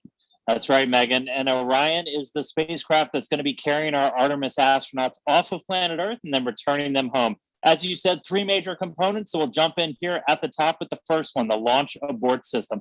This is a critical safety feature on Orion, designed to pull the capsule away from the SLS stack in the event of an emergency on the pad or the way uphill. And it does that using 3 solid rocket motors. The first one, the abort motor, can fire within milliseconds of automatically detecting an issue, pulling the capsule away to a safe distance. After that, the attitude adjustment motor. This one will fire. We can cancel out any rates, put us into a nice stable glide before we get ready to fire the jettison motor. This is the one that will actually take the launch abort system off of Orion, allowing it to then deploy parachutes and parachute down to safety. I will note the jettison motor, the only one that fires no matter what on a normal mission. It's going to fire once we're high enough in the atmosphere. And for Artemis 1, that is the only motor on this that is active. The attitude and abort motors are inert for Artemis 1. And that's all focused on protecting this, the Orion crew module. This is where you have your astronauts physically inside. In the capsule, you have everything you need to keep a crew safe, happy, healthy, thriving in deep space. You have a pressurized environment, seats, crew displays, toilet, everything that you need. On the outside, couple of critical features. On the bottom, the heat shield. Remember, this is goal number 1 for this mission, is testing that heat shield. It's an ablative structure made to survive that fiery reentry at the end of a mission. Along the outside, you see these small gray circles. Those are reaction control system thrusters. Orion can use that at the very end to control the yaw, pitch, and roll as it's hurtling through the atmosphere. We have windows. You need windows to look outside. 2 on the front, 2 on the sides, 1 in the side hatch, 1 up top in the very top docking hatch. Those are different layers of glass and acrylics for pressure and thermal control. We have a docking system, an uprighting system, parachutes, all for the very end of the mission. Third and final piece, down here at the bottom, the European Service Module. This has all of the propulsion assets for after SLS has done its job. Starting on the bottom, the large orbital maneuvering system engine. This is the one that's providing the most thrust for all of those key maneuvers around the moon. 8 auxiliary thrusters also around the aft and the bottom part of the service module to provide some additional push as well. And then 24 of these smaller reaction control system thrusters. They can be used for attitude control, which way you're pointing, as well as small translational maneuvers moving side to side. We flip the vehicle up. We see 4 solar arrays, each one 24 feet in length, altogether generating 11 kilowatts of electrical power for Orion systems. Inside the service module, you have tanks for things like the thermal control system, potable water when we have a crew on board, and also pressurized oxygen and nitrogen for an atmosphere, which gets fed through this umbilical here to the crew module, along with electrical lines That's also what's going to separate us at the very end of the mission. So that's Orion. It's going to be making its first flight around the moon on Artemis 1. Can't wait to see it, taking those selfies around our lunar neighbor. Send it back over to you, Megan. Thanks, Dan. That last component Dan talked about, the European Service Module provided by the European Space Agency. Let's go to Jasmine for that. Thank you, Megan. We are back in Firing Room 2 at the Launch Control Center, and joining us now is Philippe Delou, ESA's Program Manager for the Orion European Service Module. You have quite the title there, big title for a big job, I'm sure. We are very glad to have you here, and we understand that the European Service Module is powering Orion that's going to send humanity farther than ever before. Philippe, how is it getting us there? Yeah, thank you. Good evening, everyone. So yes, the service module accommodates the propulsion system that contains among the tanks and the pressurization of the system, the engine, all the engines, 33 engines in total, among which the main engine, which is going to perform the burns to put Orion into the moon orbit and then back on the trajectory to return to Earth. The other engines are used for attitude correction during, attitude control and trajectory correction during the travel to the moon. In addition to the propulsion system, the service module generates the power and distributes the electricity to the crew module and the service module equipment so that they can operate. And the third function is the thermal control of the system. The service module accommodates radiators to reject the heat that is produced by all the equipment and the crew that will eventually be in the Orion. Finally, not on Artemis 1, but on future Artemis mission, it will have tanks to store the crew consumable, the water, the oxygen, and the nitrogen. Right. So we understand, too, that you are monitoring launch here in Firing Room 2 with us. And you also have a team. We're going to bring up a picture of that team right now, or a live look inside ESA's control room in the Netherlands. So can you tell us, what is your team working on today? Yes. Well, the ESA team is not only back in the Netherlands, it's one aspect, but we have also a significant team in the control room in Johnson, in the MER control room. And their role is to monitor the telemetry from the service module to make sure that all parameters are within their nominal behavior, that the operations are performed also nominally, and for sure identify if something goes wrong, if something goes not nominal. And if something non-nominal is identified, then they will have the role to support the NASA team to troubleshoot the anomaly and prepare the recommendation to be brought to the mission management team for a decision on how to operate the vehicle forward. Great. We're really glad to hear that your teams are monitoring here, Johnson in the Netherlands as well. And this has been a huge collaboration. There were 10 countries that contributed to the European Service Module. Can you tell me about that teamwork? Indeed, it was a real teamwork of about 60 companies across 10 European countries. Together with the prime contractor, we have selected the finest companies available in Europe to build a state-of-the-art equipment which is needed to go back to the moon with humans. Right, we're going back to the moon and farther even beyond. Thank you so much, Philippe. Really appreciate you being here tonight. You're welcome. Thank you very much. Of course, of course. Megan, back to you. Now it's time to check back in with Mission Control in Houston. Leah, how are things over there? Things are good over here at Johnson Space Center, which is just one part of an agency-wide effort with many NASA programs doing their part to make future missions a reality. When the first woman and first person of color travel to the moon, they'll be wearing a state-of-the-art launch and entry spacesuit called the Orion Crew Survival System. When they set foot on the moon, they'll be in another all-new next-gen suit, both being developed at the Johnson Space Center and through partnerships with commercial providers. During those spacewalks, astronauts will collect samples samples for further study of the moon. The Astromaterials Research and Exploration Science Division at JSC is preparing to receive rocks, soil, and ice collected from the moon's south pole, which has a unique crater impact history and ice deposits that have never been sampled. And leading the effort to advance capabilities for science, exploration, and commercial development of the moon is the Commercial Lunar Payload Services Initiative, or CLIPS. More than a dozen American companies are developing science investigations and tech demos. Additionally, we need a sustainable presence, a station in orbit to facilitate continuous lunar access and serve as a home base or a jumping off point for new deep space exploration missions. This is where Gateway comes in. It's a multi-purpose lunar space station being developed by a worldwide effort led out of JSC. NASA is again teaming up with international and commercial partners to create this essential component. Artemis and Gateway will enable NASA's Human Research Program to better understand how the human body adapts beyond low Earth orbit, ensuring future astronauts traveling to the moon and Mars have the tools to keep healthy and thrive in new environments. And with that, we're going to turn it back over to Megan and Kayla at Kennedy. Thank you so much. So Artemis will also facilitate new discoveries about the moon. So to tell us what we're hoping to learn, we have Sarah Noble here. She's the Artemis Lunar Science Lead. Great to have you here. Thanks. So tell us about what we know about the moon. Yeah, so we learned a ton about the moon during Apollo, right, from the samples and the data that we collected. In fact, we're still learning from those samples and data even today, 50 years later. But then since Apollo, we've actually been studying the moon mostly from above, learning about getting more of a global perspective on the moon that we really didn't have during Apollo. And so that's allowed us to ask a lot better questions and to understand where to go to find the answers to them. Now that we're headed back to the moon, sending human beings as part of the Artemis program, what are we hoping to learn that's new?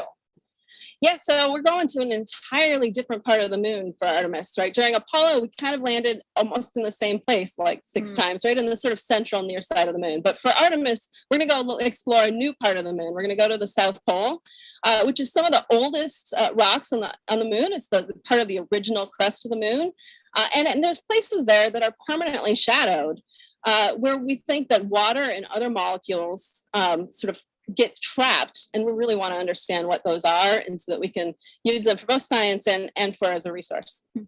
Sarah, we're also planning to land a rover at the South Pole of the moon in late 2024. Can you tell us about that? Yeah, absolutely. The VIPER rover, the Volatiles Investigating Polar Exploration Rover, is going to go to land near the South Pole, and it's actually going to explore some of these permanently shadowed areas. It's going to dip into them, drill down, try to find out what that water is, what else is there, what form that water is, how much is there, so that we can really understand it both from a science perspective, and if we want to use it as a resource, we will understand how to extract it. So some people might say, we have all these rovers, we have access to machines that can do a lot of the work on the surface of the moon for us. So why is it important to return humans to the moon? Yeah, it's not an either or proposition, right? There are some things that robots are better at and some things that humans are better at. And it turns out that humans are much better field geologists. We're really much more efficient and better at that. Plus, we can do better. We can deploy more complicated instruments, and we can use tools in a ways that it's very difficult for robots to do. So we can collect better samples. And one of the great things is that we can bring back a lot of samples, right? When we do robotic sample return, it's usually a very small amount. But if you look at what we brought back from Apollo, it's a large amount of samples that literally hundreds, probably maybe thousands of scientists have been able to study over the years and over generations. And that's a lot of brain power to put behind those samples. So again, that's how Artemis and Apollo are different. Now we're utilizing machines and people. That's right. To hopefully advance. Yeah. That's right. Perfect. Sarah, thank you so much for your time. Thanks for having me. So in honor of our destination, the moon, we asked you all to create moon-inspired content and share them with us using the hashtag NASA MoonSnap. We got so many wonderful submissions, so why don't we check them out now?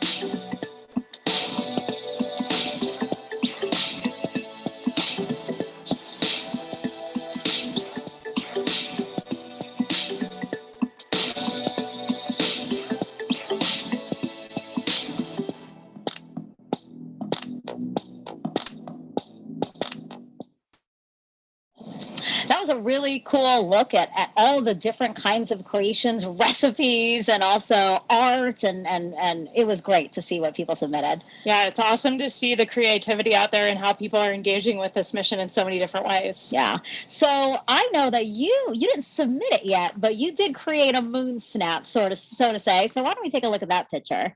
Yeah, this is one of my favorite pictures of the moon that I was able to take from orbit. I think for me, it kind of reminds me of that iconic picture of moonrise or Earthrise from the moon from Apollo. And it's kind of that in reverse. I think there's something about seeing the moon from orbit around the Earth that makes it seem a little bit easier to imagine what it'd be like to have that view from the moon looking back at our home planet.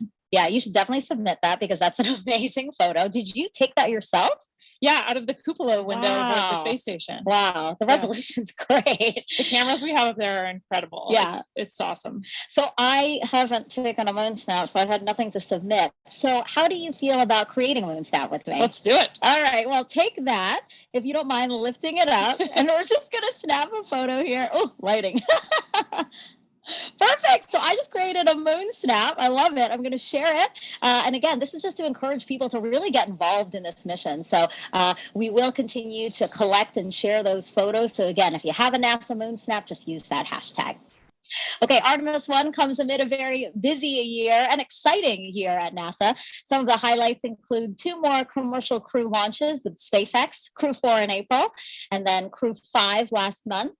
In May, NASA and Boeing flew OFT-2, the second uncrewed flight test of the Starliner capsule. The goal is to certify the capsule for regular flights to the International Space Station after a crewed flight test next year.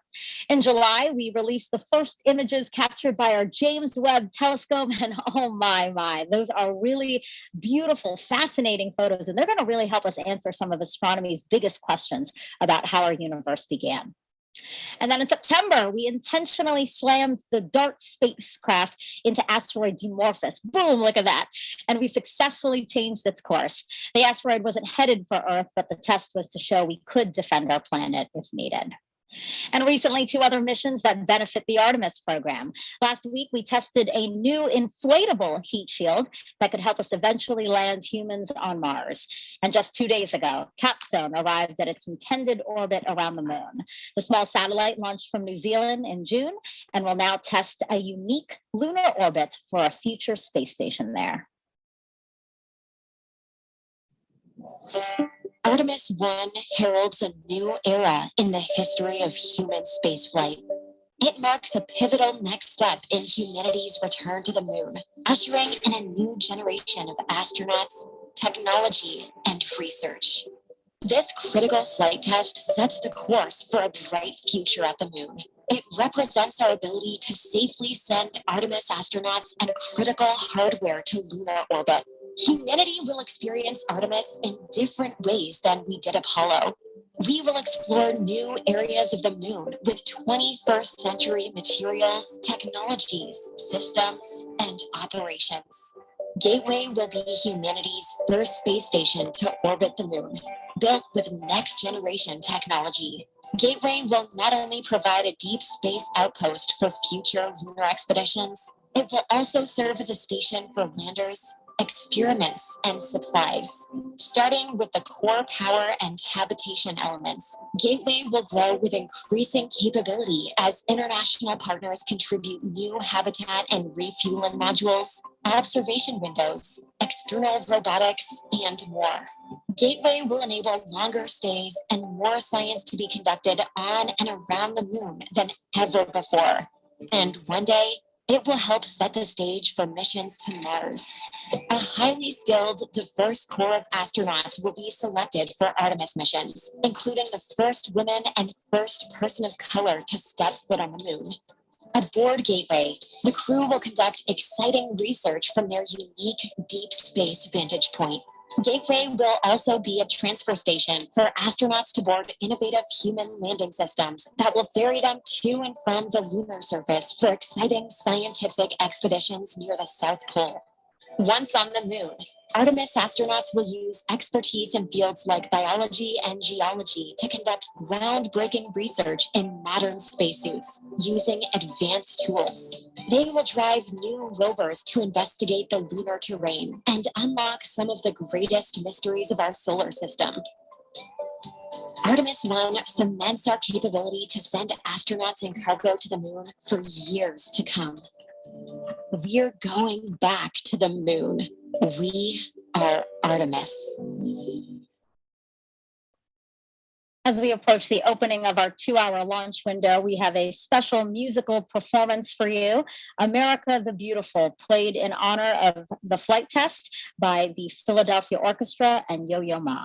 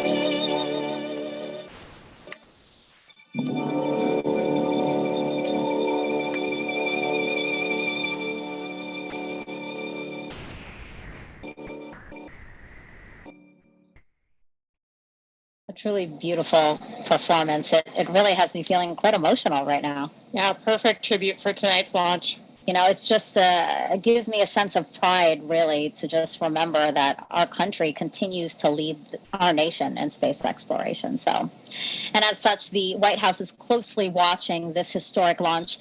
Earlier this year, Vice President Kamala Harris came down to Kennedy Space Center and met with NASA leadership as well as astronauts. She also toured our facilities where teams are working on hardware for future Artemis missions. Before leaving, she signed a piece of the Orion spacecraft that will fly on Artemis 3. She's doing it right there, which will return astronauts to the lunar surface. Okay, Kayla, time for more social questions. So let's take the first one. You know now the drill. It's going to be a celebrity question. So let's take that. Hey guys, I'm Jack Black and I'm super excited for the Artemis 1 launch today. I was part of a little movie called Apollo 10.5, A Space-Age Childhood, and I have a few burning queries. Question the first, how is Artemis different than Apollo? Artemis is different than Apollo because we're returning to the moon, but this time we're going to stay. So rather than a short visit where we can do some amazing science, but it was pretty limited by these short visits, kind of a small area of the moon, we're going to the South Pole and we're going to learn how to live there long term. So we're going to be building habitats. We're going to have rovers. We're going to have all of this infrastructure on the moon supporting scientific discovery, but also that next big step to Mars. I love seeing celebrities also take part and ask questions because it really shows that this is something that's captivating a lot of people. So that was really fun to see Jack Black. Also, query the first. That was funny. All right, let's go to the second question. How does it feel in space? Being in space is amazing. I mean, for us launching to orbit around the Earth and then go to the space station where I just was for 6 months, we're in an apparent microgravity environment. So for us, it feels like we're weightless, like we're floating. So you have to relearn how to live and work in that space. But once you get used to it, it's a lot of fun. Yeah, we were just talking, Jessica Watkins, another NASA astronaut, was just here. And she was saying that actually when you came back on Earth, that was an adjustment as well, because you got so used to living on the space station. Yeah, the transition home was actually a lot harder for me than the transition up there, because our vestibular systems kind of remapped. We start ignoring all the sensors in our inner ear that tell us how our bodies are moving, because the space environment is so strange. But we really need that on Earth to balance and control our bodies. Sure. So when we get back, it takes a couple of days before we feel comfortable again. Really interesting. Thanks so much for those. Okay, so we are 10 minutes until the opening of our 2-hour launch window today. So why don't we head back over to Daryl. Daryl, tell us what's happening now. Yeah, Megan, we actually have about 10 minutes before we go into a half-hour hold. That half-hour hold is part of the L clock, and what you see on your monitor right now, I believe, is the T clock. So in about 10 minutes, we'll hold for a half hour, and currently the launch team is trying to evaluate how much of a delay may result from some issues that we've been facing over the past hour. Just to recap those, we had a leak in a replenish valve on the mobile launcher that feeds into liquid hydrogen core stage tank. That's been resolved. The leak has been fixed, and we're moving forward. Currently, the upper stage of the rocket for liquid hydrogen is roughly 78% at the moment. So that is tracking. Progress continues there. The core stage has been topped off, and now both liquid oxygen and liquid hydrogen are 100%, along with the upper stage of the liquid hydrogen side of the equation. So we're just waiting on the complete tanking of the upper stage liquid hydrogen. Now, with regards to the range issue that we had, we just got an update from the range, the 45th Space Wing officer reporting in to the NASA test director that the Ethernet switch has been replaced. This problematic switch took down their ability to see radar from one of their assets, which is key in getting acquisition and signal for the flight termination system if it were to be needed. Of course, this is a critical system that has to be tested before we can launch.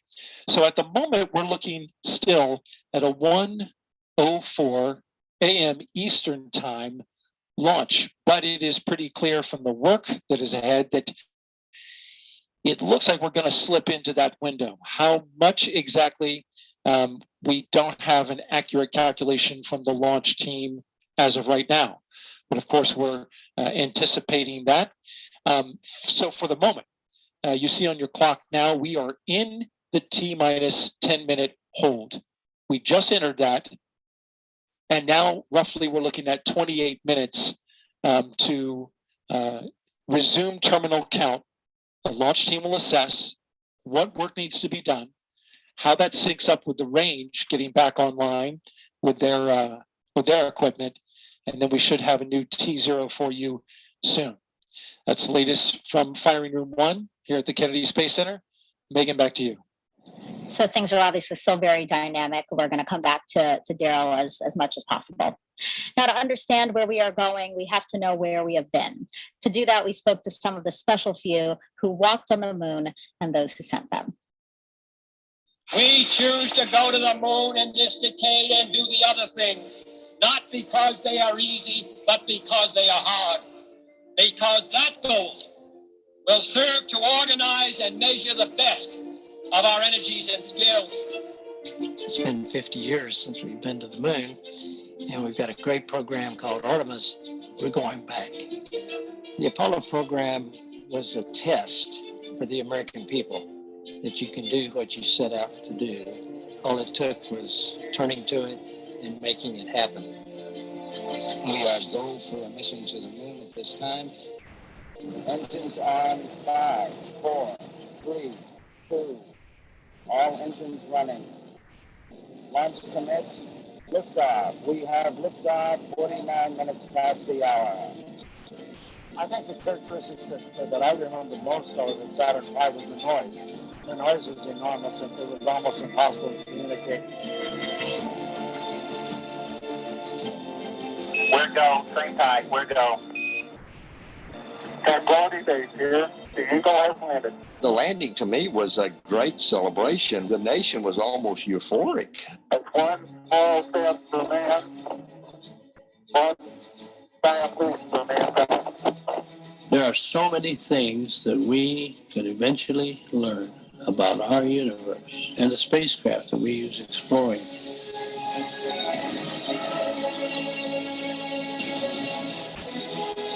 We are a nation of explorers. During Apollo, we were on national TV literally every day because we were doing something visible that Americans could see and they could feel and say, look what we are doing. And I believe Artemis is going to come up and say, look what we are capable of and what we are doing now.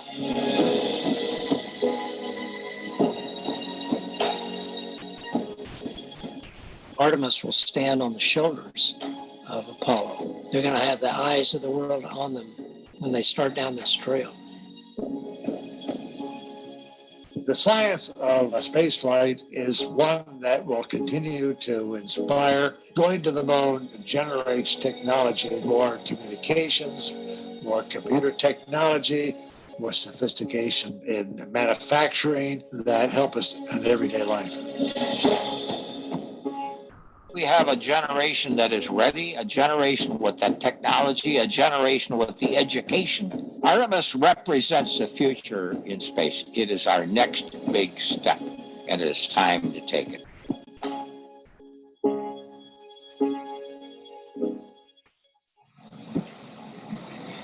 If you're just joining us, welcome to NASA's Kennedy Space Center, where we are showing you a live look of another visitor center. This is the U.S. Space and Rocket Center. Wow, take a look at all of those people who are there hoping to watch the launch today. You know, this is the visitor center for the Marshall Space Flight Center in Huntsville, Alabama. That center played a crucial role in contributing to the Artemis program. So I'm not surprised that there are a bunch of people there watching.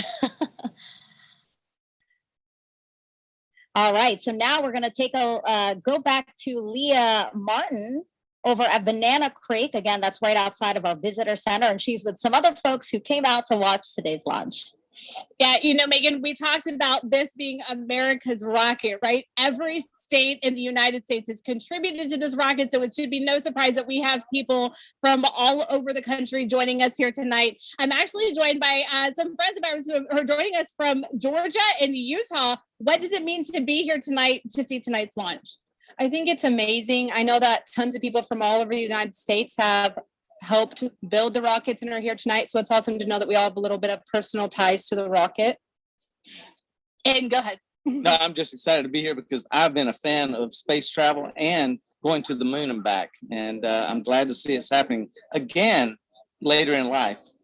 And you were actually telling me a little bit earlier that you grew up in the Apollo era in those years following those first launches. And now here, how does it feel to be watching the sister program launch and seeing at the beginning? Look at the goosebumps. That tells it all right here. I'm totally thrilled to be here. Now, and you were actually telling me that you have a personal connection to this rocket as well. You know, some people who have worked on it. What do you think it feels like being here? How does it feel for you to see something that's the culmination of so many years of hard work? Yeah, I think it's crazy when you think about how long it takes to build it and stuff. Like I wasn't even born last time people tried to get to the moon. So it's awesome. I think it's so exciting and I cannot wait. And we have a ton of people who are working tonight still on call. So we just want to tell them words of encouragement. What more do you have to say? Oh, I hope it goes tonight. Megan, back to you. Go Artemis. Go Artemis. Yes, I love that. And again, I just love these drone shots that we're showing of all the people who are here ready, hoping, anticipating launch today. So now let's head back over to Dan. So Dan is in the Apollo Saturn V Center, which is right next to this crowd that you're seeing here. He's inside there, and he's going to tell us more about SLS using an interactive state-of-the-art tool we're calling the Moonboard.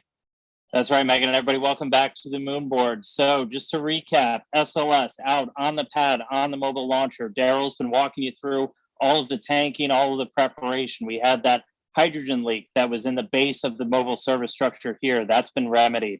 We haven't had any issue with those tail umbilicals that we were tracking so closely back in August and September. So everything looking really good with SLS. Just to recap, most powerful rocket we have ever built. It's propelled by 2 solid rocket boosters and 4 engines on this core stage. Now, these solid rocket boosters are going to be firing for the first roughly 2 minutes of the flight, a little more than 2 minutes. And we call them solids because of the type of propellant in there. If you forgot it already, it's aluminum powder, ammonium perchlorate, and polybutadiene acrylonitrile with the binding agent that's inside. Solid propellants are extremely stable. They're very reliable. But once you ignite them, they're going to keep burning. You can't really throttle them up and down like you can with liquid fueled engines. You can throttle just based off of the distribution. So you basically put more propellant in some areas and less in others as you're trying to really throttle the rocket down, which we do as we go through things like max Q, maximum dynamic pressure. And just a reminder, as these things are firing, they can steer, they can gimbal. The bottom part here, gimbal just means you can really direct, and they're providing 90% of the steering as SLS is making the flight uphill and more than 75% of the thrust with those 2 firing at the same time.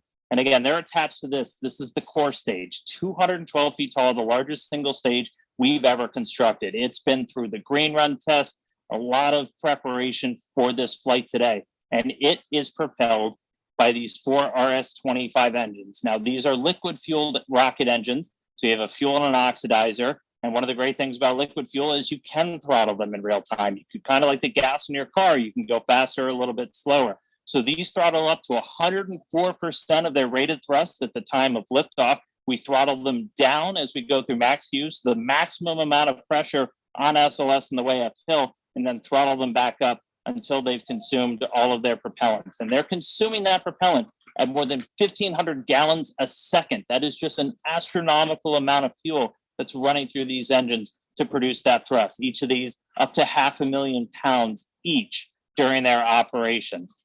And of all the different components, we've got this engine block section down here. You have all of the associated plumbing, everything to feed those propellants down to these engines. You also have these 2 attachment points here, and that's where we actually tank the SLS rocket. So a lot of focus on those in the previous attempts. They've cooperated spectacularly so far today, and we've been able to fully tank this core stage. And a reminder, you have a fuel, about 500,000 gallons right here of liquid hydrogen, and then an oxidizer. You need those 2 together, and then an ignition source. That's what gives you your reaction, your thrust, your basically controlled explosion that then comes out of those rocket engines. So fully tanked, these are cryogenic fuels, hundreds of degrees below zero. So we've got a spray-on insulation across the entire vehicle. As it's sitting out there in the Florida air, it's a little bit warm tonight, but we need to keep those hundreds of degrees below zero. It takes a lot of energy to do that. So the less you have to use to keep them cold,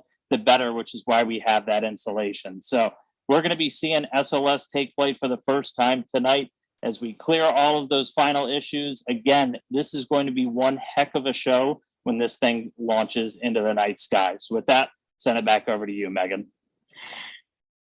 If you're just joining us, welcome to NASA's Kennedy Space Center for live launch coverage of Artemis 1. I'm NASA's Megan Cruz, and this is NASA astronaut Kayla Barron. It's been great having you these past 2 hours. It's been so awesome to be here for this historic launch tonight.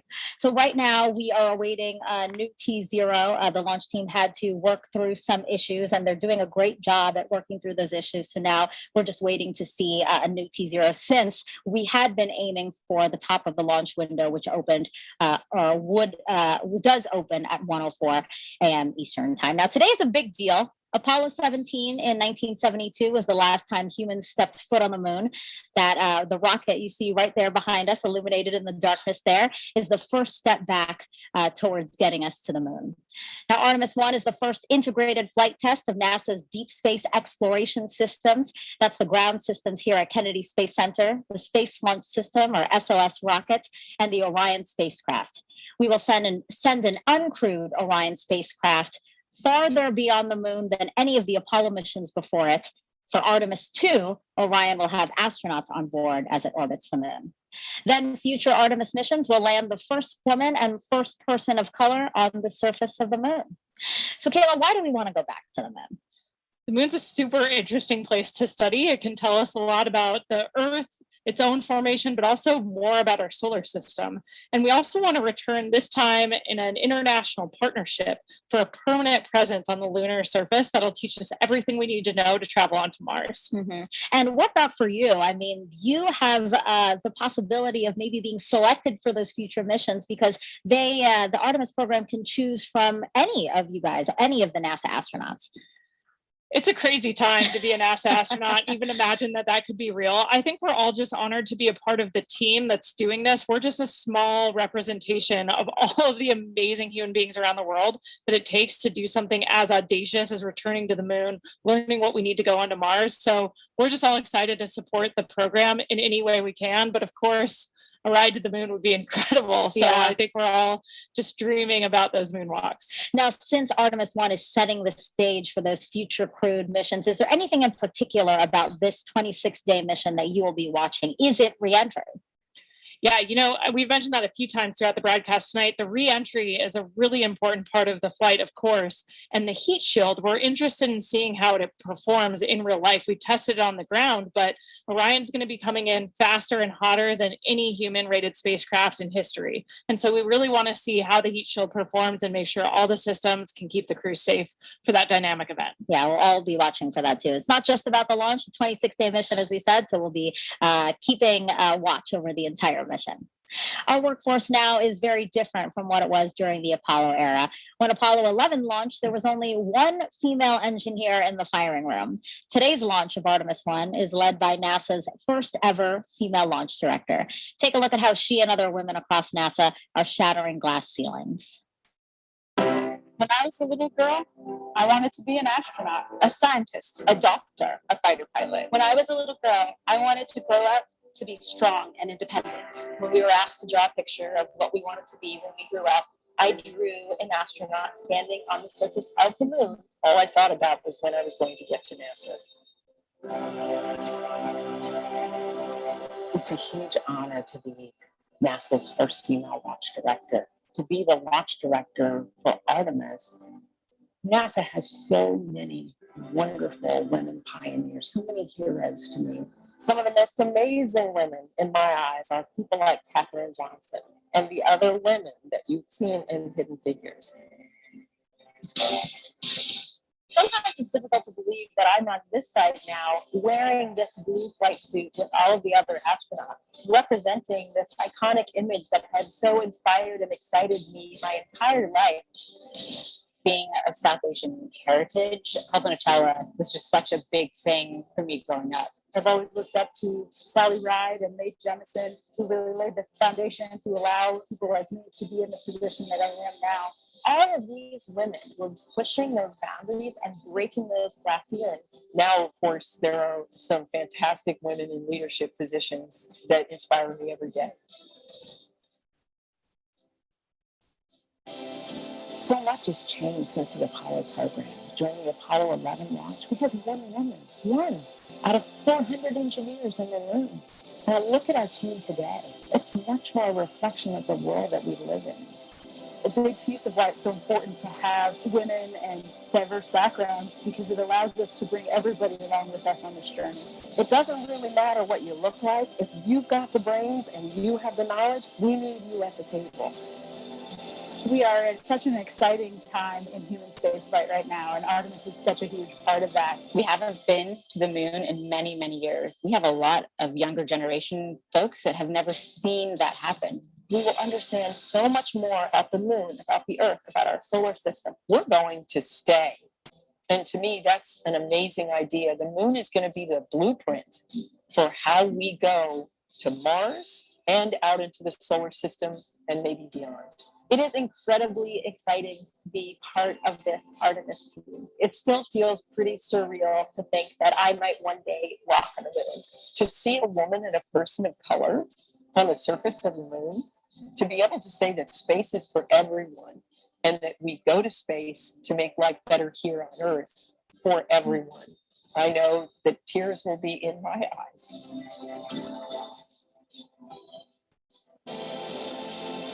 My message to women and girls out there is to find your passion, whatever that is. Don't let anyone tell you what you can do or can't do. Only you can realize your dreams. Space is for everyone. And if me being in this role helps to send that message, I think that's a great thing. I just actually love that I don't feel like a woman at NASA. I just feel like a person at NASA. The women of NASA are Artemis, and we make a difference every day.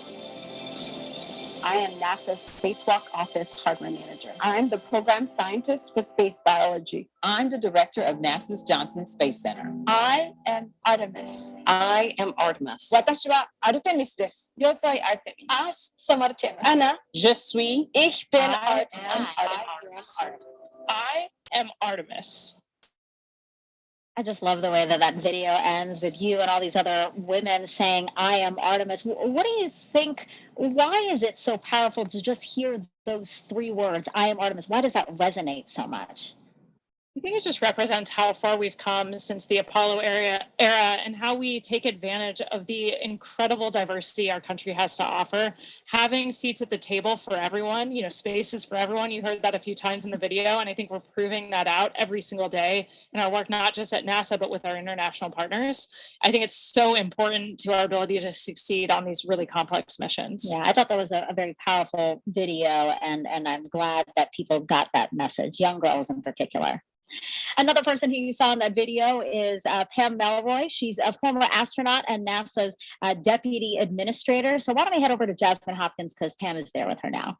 Thank you so much, Megan. Yes, I am honored now to be joined by Pam Melroy, NASA Deputy Administrator. This is just a fantastic night. We just saw that powerful video with you among so many of the great women here at NASA. What is so important about us now being ready to send, the first woman, the first person of color to the moon? Yeah, I loved watching that video. Just inspires me. So many of those women are my friends, but also they're just such fantastic engineers and scientists and just so many roles at the agency. I've always thought one of the strongest teams that you could ever find is a family, and families have men and women. And so our teams are stronger, I think, when we have that balance and that diversity. So that was exciting. But for me, I was a part of the Apollo generation, and I was very inspired by, Neil Armstrong and Buzz Aldrin and Mike Collins on Apollo 11 and all the Apollo astronauts. I just cannot even imagine the inspiration, though, for a little girl. I mean, it never occurred to me that I wanted to be an astronaut, but of course there were no women astronauts then. I think what's going to happen now with the Artemis generation is that first woman and the first person of color is just going to have a huge impact on the next generation. Right. We are just watching with bated breath, and I know that it's going to mean so much to little kids to look up to them. And we understand too, this is a huge, when we launch Artemis, it's going to be a global accomplishment. We have the Artemis Accords, which are helping us make sure we explore peacefully. Can you tell us more about those? Yeah, it's really important, actually, especially because, unlike in Apollo, where it was actually just a few countries that had the capability to go to space, now those capabilities are proliferating throughout the world. And so what we do with the rocket is really important, and how we go is just as important. And how we go is as teams and with our partners, and with a sense of the responsibility that we have as we go out into the solar system to do it peacefully for scientific purposes and responsibly. Right. Pam, you have a great sense of teamwork, and this is definitely not our first time. There's a lot of things that go into testing out a first-time vehicle.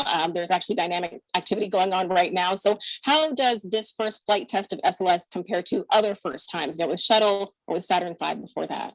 Well, I can do even better as a test pilot, right? So there's a history there. In fact, the amazing thing about this is so first flight of a first aircraft, you actually taxi it out to the end of the runway and then run down the runway and come back and check all the data. And then you might take off once and go around the pattern and come back and land. This is a little bit like taking off and going to fly a full mission on your very first flight of an aircraft. And so everything has to be right. So this compares is very similar to the experiences that all new rocket developments have, where, it's not just about learning the hardware, that's a big piece of it, but it's also about gelling that team together and your procedures and how you're going to deal with issues that come up, because they will come up. They always come up. Exactly. And you have that experience as a test pilot, but also as a former astronaut. In that video, we saw you getting your induction into the Astronaut Hall of Fame, which is pretty cool. So what is your perspective, or what advice do you have for the Artemis astronauts, those ones that are going to maybe set foot on the moon? Oh, well, they don't need my advice. I'd love to elbow them out of the way and go to the moon too. They are fantastic. I mean, I'm so proud of all of our astronauts. I was just talking to Jessica Watkins, who just came back on Crew 4. This generation is prepared, ready, and excited. And I think they're really excited that we're putting science front and center in the Artemis program too. We're going to learn so much about the solar system from the moon and even about the Earth. And so I think the astronauts are really excited about doing that hands-on science. And they are ready to go. Right. I know they're ready to go. And maybe you are as well. But Artemis 1 is just the beginning. Then we have Artemis 2 and on. We're learning so much. What do you think about this just forward movement that we're making right now? Well, it's really important. This is the Artemis campaign is actually part of a multi-decade effort that we're doing right now, which is really with the goal of creating a blueprint for how we're going to explore with humans and do science throughout the solar system. So we're going to learn through the Artemis campaign on the moon, and then we're going to go demonstrate it on Mars, and then the next destination, who knows where. Right. I mean, we're going so much further than we ever have before. Pam Elroy, thank you so much for joining us. Thank you. Go Artemis. Of course, go Artemis. Megan, back to you. Thank you both for that interview. Now, teams over at NASA's Johnson Space Center are also monitoring today's launch attempt. So why don't we go back over there with Leah to tell us what's going on over there. Thanks, Megan. And you're right, teams here in Mission Control Houston continue to monitor today's events. Again, they will really kick into action once we have liftoff, and they'll remain on console all the way through splashdown. But quickly, I have to show you something, a little show and tell. It makes me feel like the coolest kid in school. I've got a moon rock here. I hope you can get a good shot of it. It is from Apollo 15, 1971. And when it was brought back to Earth, it was part of a larger rock. In total, it was 21 pounds. This is, of course, a smaller section of that. But we're looking forward to the Artemis program and being able to go back to the moon so that we can continue to gather these kinds of samples. But this time at the lunar South Pole. We've never been there, and we've never brought samples back from that area. So we're really excited to see what might differ in those samples and the ones that we have here. Now, of course, we've got a whole laboratory of scientists that are able to study all of those samples. We just opened some up for the first time earlier this year so that we're able to test with new technology everything that we can learn about these samples that we brought back now 50 years ago. So hopefully within the next few years, we're bringing some new ones back to use that same experimental process on and tell us a little bit more about the moon. But just had to show this off. Apollo 15 moon rock. We're looking forward to having some Artemis ones here at Johnson Space Center. With that, I will send it back to you at KSC. You were a cool kid before you even had the moon rock, so but now you're even a cooler kid. Now, the name Artemis was chosen because in Greek mythology, she's the twin sister of Apollo. NASA's Leo Martin is over at the nearby Kennedy Space Center visitor complex, where thousands have gathered to watch today's launch attempt. Hi, Megan.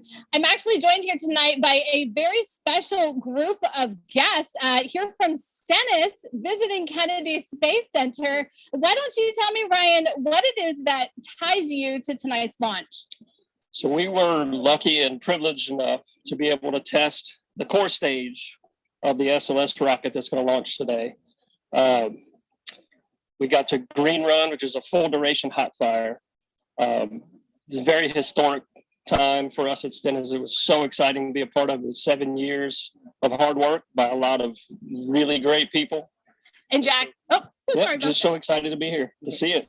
And Jack, you were actually telling me that you know firsthand, how much work has gone into tonight's launch. What does it feel like to be here tonight, seeing the rocket fully integrated on the pad, ready to go? Man, I'm just incredibly grateful to be a part of this history and just really excited to see this thing launch. And Barry, you were telling me that you know also firsthand, the adversity that these teams have overcome to be here tonight. Do you have a word of encouragement, anything that you'd like to say to the teams all across the United States right now, both at Kennedy and at JSC, who are just sitting in these seats ready to get the rocket launched tonight? Sure, persevere. I mean, it's hard work, but it's so well worth it. We spent many hours doing testing and trying to get ready for this moment. And I think we've forwarded that information to those guys, and we also give them the encouragement to continue on, so we know they can do it. Thanks so much, Barry. And I think it would be great if just on the count of three, we can give them a great big go Artemis. 1, 2, 3. Go Artemis. Back to you, Megan. That was amazing. And that's just, people who were actually able to come here to Florida. There's many people who are joining us from around the world who couldn't obviously make the trip out here. So let's take a look at some of those watch parties there. Here's Space Center Houston. It's the visitor center over for Johnson Space Center in Houston. And you can see a lot of people there after hours because that visitor center is closed right now. People are waving. I love it. Wow, look at that. Whatever that is, it's awesome. amazing. I don't think I've ever noticed that when I'm at Space Center Houston. Maybe it's new. I know, but yeah, just look at that crowd. It's really fun to see again all these people who are captivated, young and old, by today's launch attempt and the beginning of the Artemis program. I know that they're probably looking at the clock and wondering when we might see the launch today. So lovely to see all those people.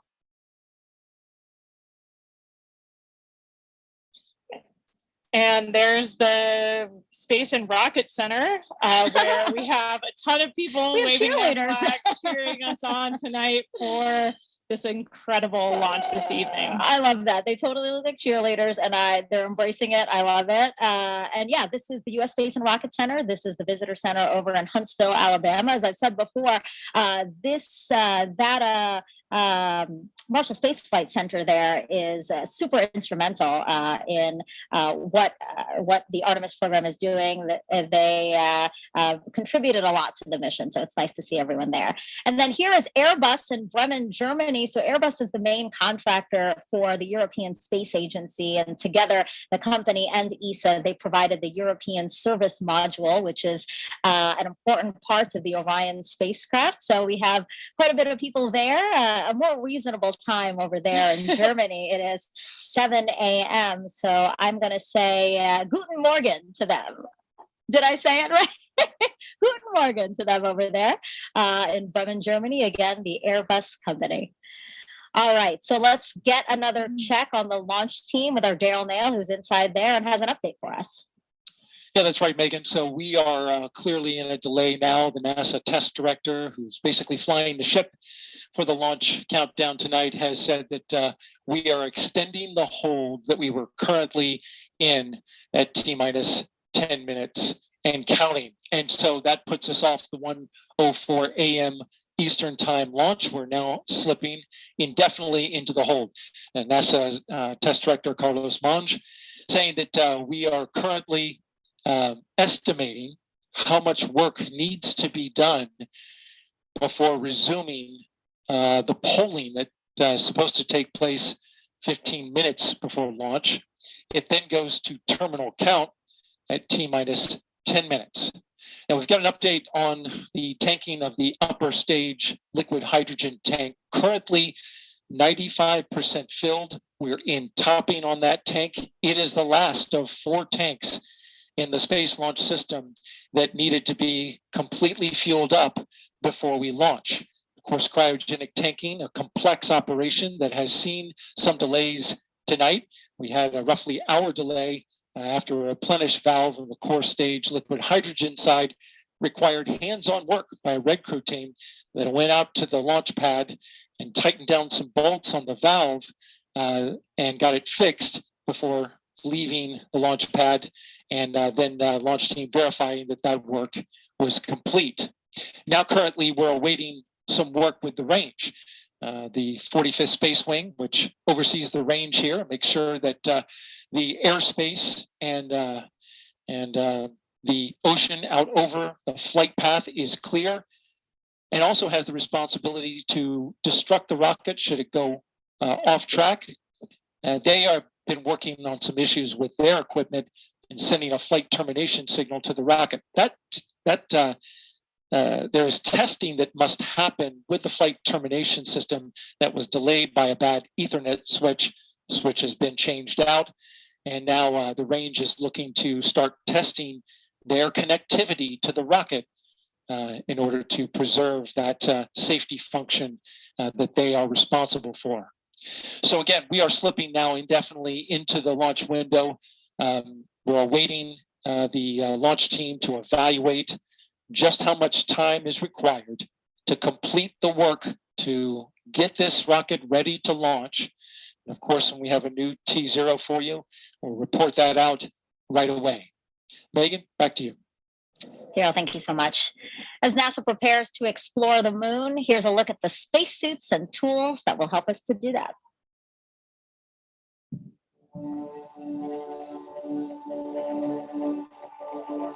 Watching Apollo footage of astronauts doing geology on the surface of the moon is a really great way to think about preparing for Artemis, for putting people on the lunar surface once again.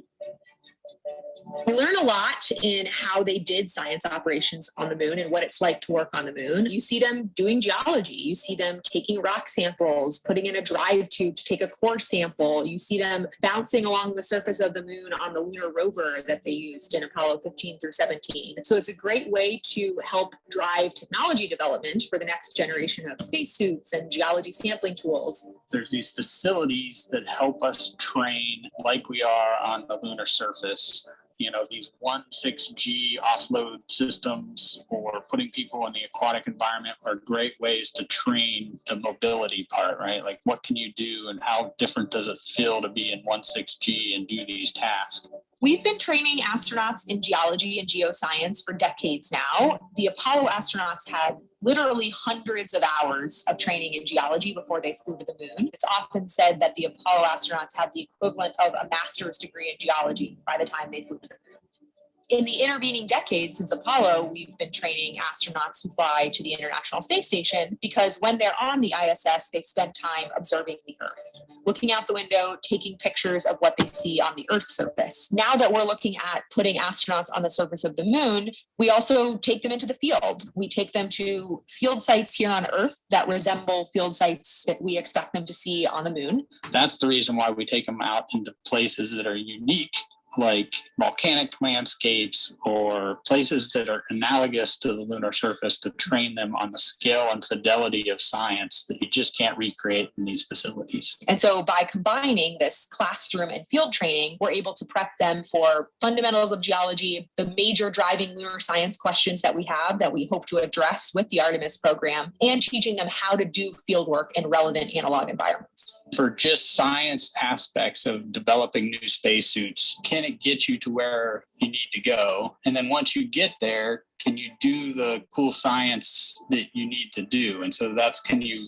move effectively and efficiently in the suit to be able to collect the samples or use the tools or the instruments? For the visibility, it's like, can you make the necessary observations that you need to? Or does the suit have the lights on it that it needs to illuminate the surface and make the observations you need to? The lunar South Pole holds tremendous resources that are going to allow us to continue to explore. This is a place that we've never been before. There's so much to be learned from getting boots on the ground and exploring a unique place that challenges us as humans and also helps us develop technologies that make our everyday life that much better. We think there might be volatiles present at the South Pole. By using these volatiles, we'll be able to do things like create drinking water, create rocket fuel to launch astronauts back to Earth. And so by harnessing the power of the land, we'll be able to help astronauts establish that long-term sustainable presence.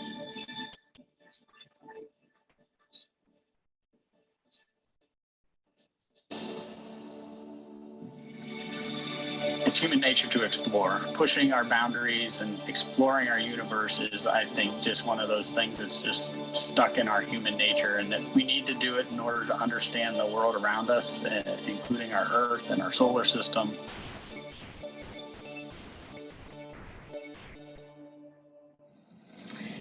We just heard there how curiosity is just a part of us. So with that in mind, why don't we do some social questions? Because some people are very curious to hear what you have to say about their questions. So why don't we pull up the first question here?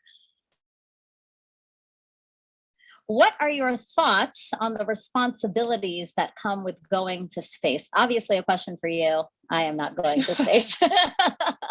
Yeah, the opportunity to travel to space comes with a lot of responsibility. I think for all of us, it's a huge honor to be a part of these teams, and the work we're doing is so critical in supporting scientific discovery on the ground. So on the International Space Station, we're a national laboratory.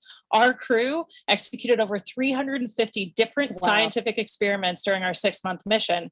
And so when you think about that, it's years of work to get one of these payloads or an experiment on the space station. Yes. And sometimes that's someone's life's work you're holding in your hands and executing. And so being prepared for those moments is really important, and understanding how to bring the team from the ground into solving complex problems. We take that really, really seriously. And of course, we want to share what that experience is like. Only a few people have been able to go to space. And as we commercialize space, as low Earth orbit becomes more accessible, that'll change. But still, it's only available to some of us. So we really want to share what that's like and the perspective we gain from our time up there. It's really great to see and hear that you guys acknowledge that, right? Like that this experiment that you're holding, that you're working on for 6 months, somebody has been working on literally for years. I mean, I've talked to some scientists and they're saying, oh, this has been my life's work, 20 years of my life's work. So yeah, that was a really good question. I like that question a lot. Okay, we have another one from social media here. Astro Kayla, have you considered what you might say if you had the opportunity to be the first female to set foot on the moon's surface? No, I have not considered that. If I was in that role, it's something I would take really seriously. I think the iconic words of Neil Armstrong, one small step for man, one giant leap for mankind, are something that we all know, whether you witnessed that moment or not, or it happened before you were born. For me, I think we all have that embedded in our psyche, those important words. So I think it's something I would have to think a lot about ahead of that mission. Yeah, that would be in the history books. That'll be something you're remembered for. Oh my gosh, I'd be so anxious delivering it, even after I've thought of what I want to say, like to actually open my mouth and say it from the surface of the moon. Wow. Yeah. That we'll have to think about that one for sure. Okay, let's see another question here. Oh, why is the spacesuit orange in color? That's an awesome question that I wish I knew the answer to. Megan and I were actually talking about that earlier when we had Snoopy up here. It's a continuation of the same suit that we used during the shuttle era. And I was kind of hypothesizing that maybe it's to help forces if for some reason when we landed in the water, we had to get out of the capsule for some reason, it would be easy to see us. But that I'm gonna have to take a phone a friend on that one, I think, to know the real answer. I'm sure somebody will be commenting on social media right now with what the real history behind the orange suit is. I'm trying to think about it too. I'm thinking, does it have anything to do with SLS being orange because of the foam match your vehicle? Why not? I don't know. I don't know. We got stumped. That was our first one that we got stumped on. Do we have another question? All right. If you could name one of the moon's craters, what would you name it? Oh, man. What would you name it, Megan? I don't know. That's a big decision. I thought you might say the name of your zero-G graph. Oh, FOW? Yeah, maybe. I don't know. That's a pretty big responsibility, I think, to name these geological features. And a lot of the craters on the moon already have names. So I'm sure there's some that maybe they haven't named, they're too small, or we haven't explored them yet. But a lot of them already do have names. Like we're going to be exploring the edge of Shackleton Crater as part of Artemis missions. So a lot of them are already named and mapped. Yeah. Thanks for throwing it back on me. I was like, I don't know. Do you think like our parents or husband or fiance are now upset that we didn't say them? I don't know. I mean, I don't think so. I think they understand. All right. These are big decisions. All right. Last question here for this segment, at least. What will Orion do when it gets to the moon? So for this mission, Artemis-1, it's actually going to orbit the moon and then go into a distant retrograde orbit. And so it'll get really close as 62 miles, and then go way past the moon. And way deeper into space than we've ever been before. So yeah, the Orion vehicle will be checking out all of its systems. We're going to be analyzing that data from the ground, and then we're going to see that it can survive re-entry and a successful splashdown off the coast of San Diego. Yeah, that was a good question too. Okay, well, again, just keep those questions coming. We are entering into this launch window, and we do have time, so we'd love to hear from you, and we'd love to try at least to answer most of your questions. So you've been hearing throughout the broadcast all the different science that returning to the moon will enable us to do. So there's actually something called the Prime 1 mining experiment, and that's going to robotically look for ice and other resources below the lunar surface. NASA's first polar resources ice mining experiment, also known as Prime 1, will robotically look for ice and other resources below the lunar surface. Thanks to data from spacecraft orbiting the moon, scientists believe that the polar regions contain water ice in the form of ice just below the surface. With the right technologies, that ice is a game-changing resource that can be mined and used to produce propellant and breathable oxygen for future explorers. Under NASA's Commercial Lunar Payload Services Initiative, the agency selected intuitive machines to fly and land Prime 1 on the moon's south pole. Prime 1 will land near the Shackleton crater to drill into the lunar soil in an area that could contain water ice. Prime 1 is made up of two instruments, Trident, the regolith and ice drill for exploring new terrain, and M-SOLO, the mass spectrometer observing lunar operations. Trident will drill up to 3 feet into the lunar surface, extract lunar soil, and bring it up to the surface. Trident drills to its maximum depth in multiple phases, stopping at different increments. As it reaches each desired depth, it will pause and retract the drill string to deposit lunar soil on the surface for analysis. This is where M-SOLO comes in. M-SOLO is a commercial off-the-shelf mass spectrometer modified for spaceflight. It will evaluate the chemical elements and compounds released from the lunar soil for water and other chemical compounds. Trident will then proceed to the next specified depth and repeat the process until samples at all desired depths have been analyzed for water. If no ice is found where Prime 1 lands, NASA will still collect valuable information about drilling into the lunar soil for a future mission. NASA's Viper, the Volatiles Investigating Polar Exploration rover, will use Prime 1 technology on a mobile robot that will navigate the moon's south pole, searching for additional resources. Prime 1 data will help NASA assess lunar resources to inform future Artemis missions and a robust human presence on the moon.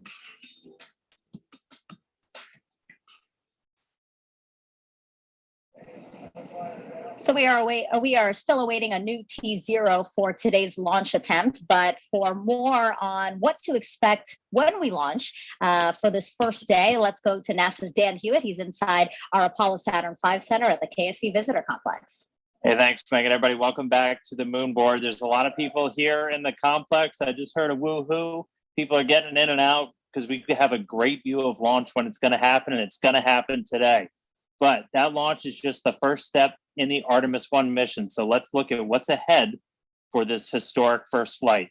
As we just said, launch is step number 1. Those 4 RS-25 engines throttle up, followed shortly after by the 2 solid rocket boosters igniting, sending SLS and Orion skyward.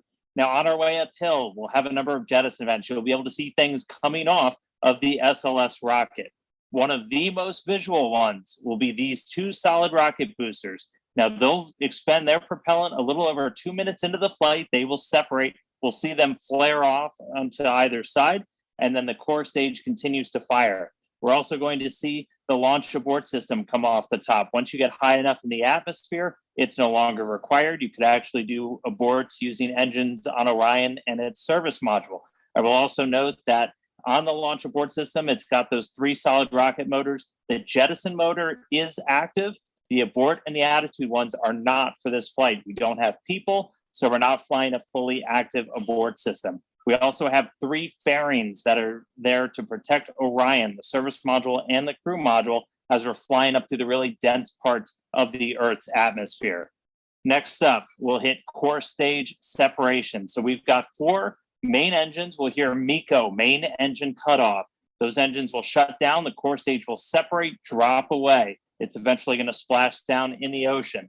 And that hands over the propulsion duties to this, our upper stage, the interim cryogenic propulsion stage, or ICPS. Its first job is to execute what's known as a perigee raise maneuver. So the perigee is the lowest part of your orbit. You have a perigee, that's your low part, and an apogee, that's your highest point. We're going to raise up the perigee, and that's going to actually put us in a nice circular path around the planet. And while we're there, that gives us time to check out Orion. We're flying it in space for the second time, the first time in this fully integrated stack with SLS. We'll be able to look at all of Orion's systems, make sure those solar arrays are capturing the sun's energy and turning it into electrical power for Orion's systems, make sure the communications are working, all of our guidance, navigation, and control. That is your time to make sure you have a healthy spacecraft before you do something that is going to send it to the moon. And that's next up on our list. That's the trans-lunar injection. For today's launch profile, that's going to be a firing of about 18 minutes of that single engine on the upper stage. Now, that engine optimized for a vacuum. It's producing about 24,000 pounds of thrust. So it's a pretty big engine, and it's doing that because we need enough energy to be able to send our payload, Orion, beyond low Earth orbit and send it on a path to head out to the moon. Now, after that burn is complete, ICPS separates. It's going to do what's called a disposal burn. So it's going to send itself on the path from Earth around the moon and slingshot out into what's known as a heliocentric orbit. So it's going to completely leave the Earth-Moon system and go into orbit around our sun. But after it separates, propulsion duties get handed over to this, the European Service Module. And it's got a couple of different engines that it's going to be using. And we're going to be testing those out just on day 1. We're going to do what's called the outbound trajectory correction burn 1. And we'll do a couple of these trajectory corrections as we're flying out to the moon. But that first one is that first critical test of this large engine, the orbital maneuvering system engine.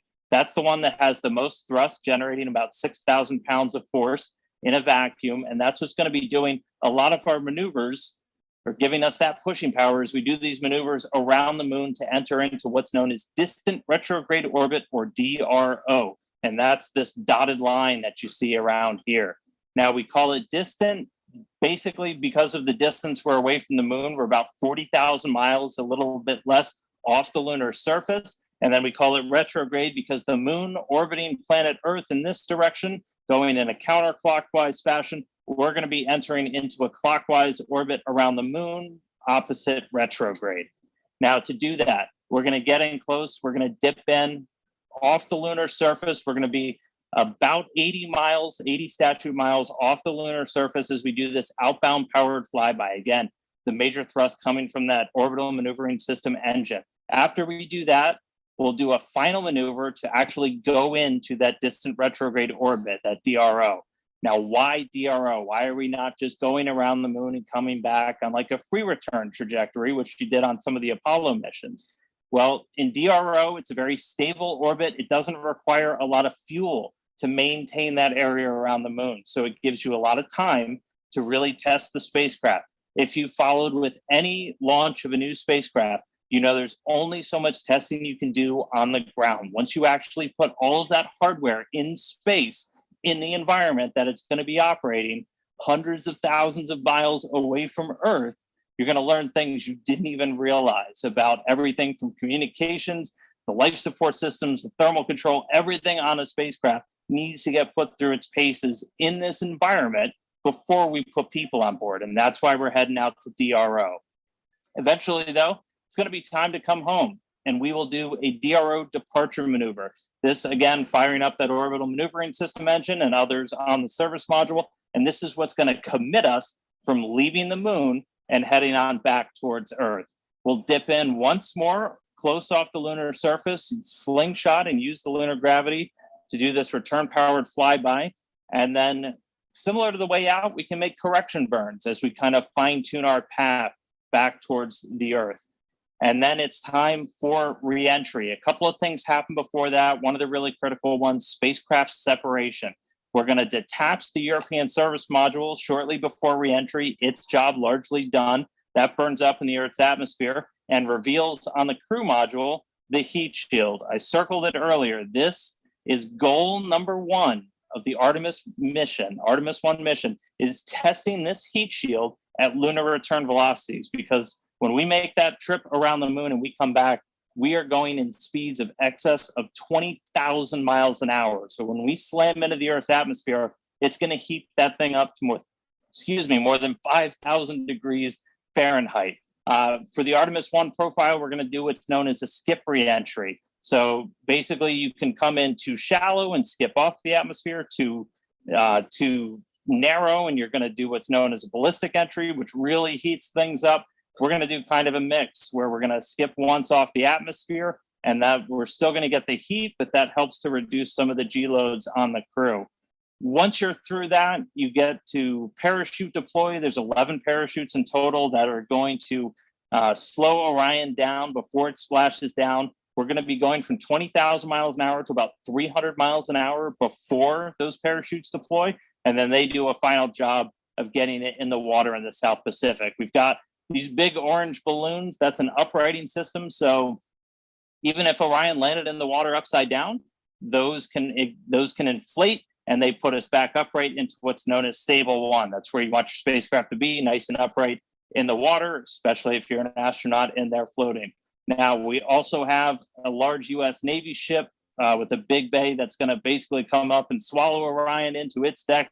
And you've got a couple of other assets in the area to help recover hardware, the forward bay cover, parachutes, things like that. But that's scheduled to happen 26 days after a launch today. So that's 26 days from liftoff here in Florida, around the moon to a splashdown in the Pacific. And that will be the first mission in the Artemis program, the farthest we've ever sent a human-rated spacecraft in history. And just the first step before we put people on board. So that's a look at everything still to come. We're counting down to that launch. I'll send it back over to Megan and the team at the host desk, guys. A very comprehensive look at that. Thank you so much, Dan. If you're just joining us, welcome to Kennedy Space Center and our live coverage of Artemis 1, an uncrewed flight test that will return us to the moon in nearly 50 years. But, some might ask, why the moon? Well, here's why. We are going. The history of this agency is marked with broken barriers, once viewed as impossible, with science fiction turned reality, with innovations that have spun industries all their own, and with demonstrations of peace for all humankind. We soar in the skies of our home planet. We maintain a human presence just outside of gravity, and we touch points all across the solar system and beyond. We're going back to the moon, and this is why. The moon is a treasure trove of science. It holds opportunities for us to make discoveries about our home planet, about our sun, and about our solar system.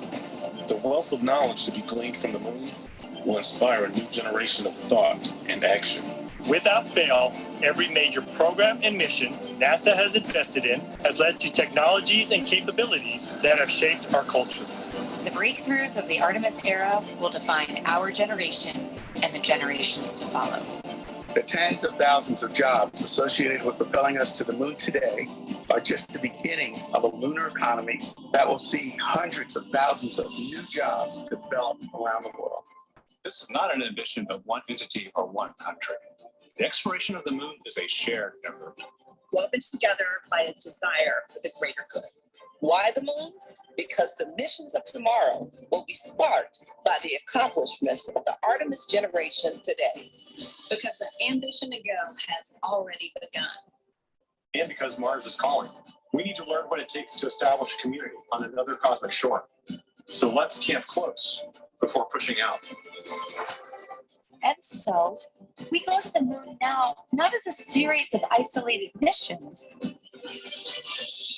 but to build a community on and around the moon, capable of proving how to live on other worlds.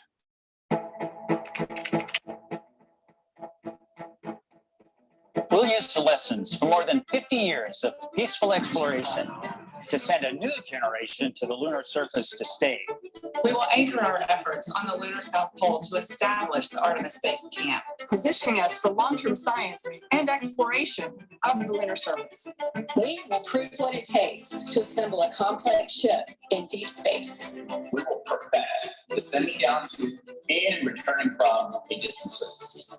We will learn how humans can survive and thrive in a partial gravity environment. With improved spacesuit designs, mobile habitats, and with reconnaissance robots pre-positioning and relocating supplies. We will learn how to utilize the resources we find on other worlds, starting with finding water ice and purifying it to drinkable water. And refining that into hydrogen for fuel and oxygen to breathe. We will establish fission power plants on the surface of the moon, capable of supporting a growing community of efforts. And we will expand the logistics supply chain to enable commercial and international partners to resupply and refuel deep space outposts. None of this is simple or easy, but nothing in our history ever has been. We got a bunch of guys about to turn blue. We're breathing again. Thanks a lot. This kind of continuous lunar presence is a natural extension of all that we've learned in low Earth orbit. And what we will accomplish there will ensure the monumental missions to Mars are within reach. As we ready the launch of the first Artemis mission, and as commercial companies ready their lunar landers for the first private payload deliveries, we have already begun to take the next step.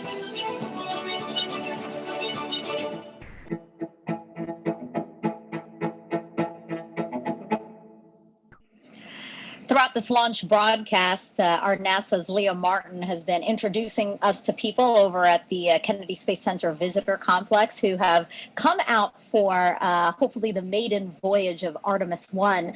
People from near and far, young and old, just really excited to hopefully see this historic flight. So now she's joined by somebody else who has a really interesting story. Leah, tell us about it.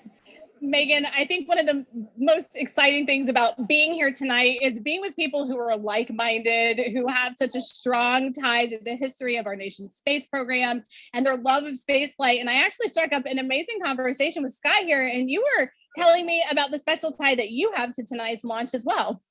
Oh yeah, I literally grew up with NASA. My father went to work with the NACA before NASA. Went to work for Dr. Von Braun, followed him over to Marshall Space Flight Center and became, when it became NASA, he worked on the Jupiter C, Redstone, Saturn 1, Saturn 5. And then because of that, he brought me here to see Apollo 11 launch. So that was my first launch. I was 5 years old. I loved it. Still remember the sound. That's about all. But and then years later, through my flying career, I was able to bring my sons back with my friends that flew the shuttle, and they saw 5 launches and 4 landings. But basically, I wanted to be here. I was here for the first moon launch, the last moon launch back when Uncle Gene Cernan, our family friend, went to on Apollo 17. So I wanted to be here for this because it's kind of in our family, in our blood. And hopefully I'll be around for the next one when we go and land again. So that's incredible. So you have NASA actually in your DNA, grew up with the program. Yeah. I knew most of the German scientists, the kids sat in our lab, Dr. Ernst Stirlinger and My father flew with von Braun because he was a general aviation pilot as well. So they get off work and fly. And they were in Life magazine together, National Geographic. So it was fun. I literally got to knew Al Shepard, all the Mercury, Gemini, Apollo guys. And it was an honor. I would have loved to have been an astronaut, but I went a different route. And but I can still come here and see him. We can, and we're so grateful, so thrilled to see you here tonight, and so excited that you will be able to actually compare the last launch and the sound of the last one with the ones tonight. It's absolutely going to rock the sky. I want it to be even louder. Really, yeah. Well, thanks so much for joining us tonight. It's been an honor to meet you. And Megan, we're going back to you. Yeah, thank you so much for sharing that. That was such a fun story. Here we are now at Space Center Houston. This is a live look inside of the visitor center there. Lots of people hoping to see the launch today. I love this guy in the front with his NASA shirt representing. And again, just seeing children and young and old, just all these people who feel captivated and are excited about our next giant leap into deep space. So glad to have them here. Oh my gosh, I love this. Yeah, the team in Marshall and Huntsville there is always ready for their shot. Waving their flag, they're super pumped. That's the home to the SLS program office. So they have a dog in the fight tonight, seeing Artemis launch for the first time. Is that an inflatable astronaut in the center? Do you see that? I think somebody who's dressed up as an astronaut. Look at that. Yeah, they're ready to go. I love this. Yeah, I'm so glad that they're there. Again, these visitor centers are closed to the public, but the people there decided to hold a watch party. Well, look, our friends in Germany are ready for us this time. They anticipated the delay. They look pumped and ready to go. So these are employees of Airbus. Airbus is the main contractor for the European Space Agency, and together they provided the European service module for the Orion spacecraft. So really, we should be applauding them. They shouldn't be applauding. Thank you so much, guys, for your contribution to the program, and can't wait to see Orion and SLS launch. Okay, so now let's head back over to Daryl Mail over with the launch team so we can hear any updates about a new T0. Yeah, Megan, thank you. And a clearer picture is starting to emerge as the launch team now reports out that they only have a few minutes left of work to do before they're ready to pick up polling. And we're also hearing that some of that polling, which kicks off with the mission management team, is also now just about 3.5 minutes away. Now, we are currently still in that hold, but the launch team, NASA's test director, is continuing to move the team forward. We've wrapped up work on the upper stage and the lower stage. You're looking now live inside firing room 1, where launch director Charlie Blackwell Thompson is overseeing her launch team. We've had a number of delays that have put us off the T0, but we are starting to track to a T0 close to around a quarter till, top of the hour. But we do need to have some polling that takes place. I'm pausing now because I'm listening in to the teams as they communicate.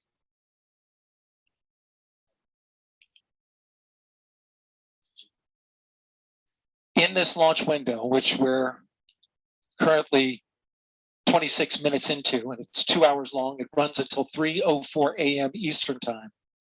We have what's called 40 cutouts. And in those cutouts, they range from about a second to about a minute. These are times where they can't launch. These cutouts must be accounted for when determining a new T0.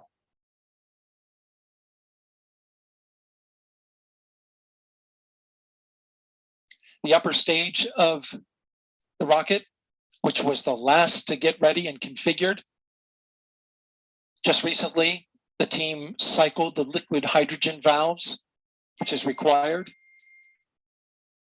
And they are currently working on the LO2 valves, liquid oxygen valves in the upper stage. That work is almost done.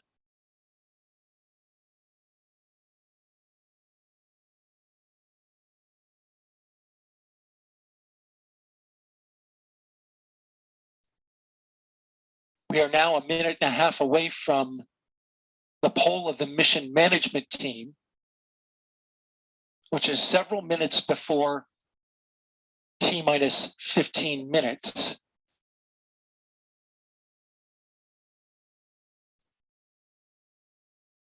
When that poll starts, we'll get a clearer picture of our T0.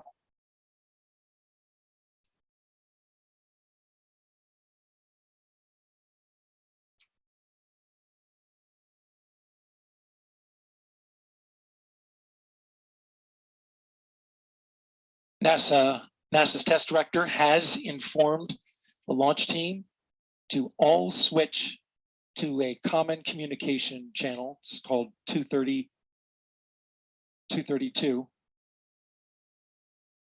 And what this means is that the entire launch team is now on one channel,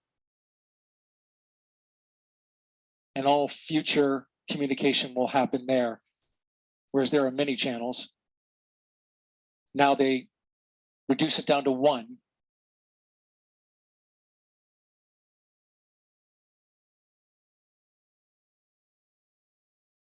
Just heard from NASA test director Carlos Monge. I'm sorry, Jeff Spalding. Jeff Spalding's on. They swapped out. There are currently no constraints to launch. Great news. Again, no constraints to launch. And they're getting ready to pick up with a poll to determine readiness for launch.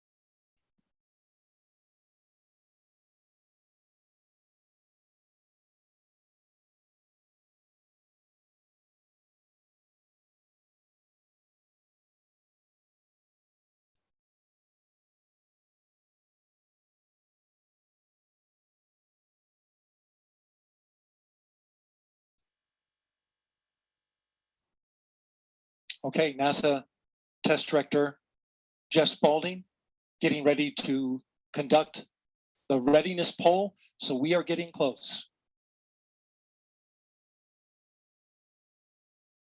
We're going to pull up the audio now so that you can listen in. Please go. And rockets go.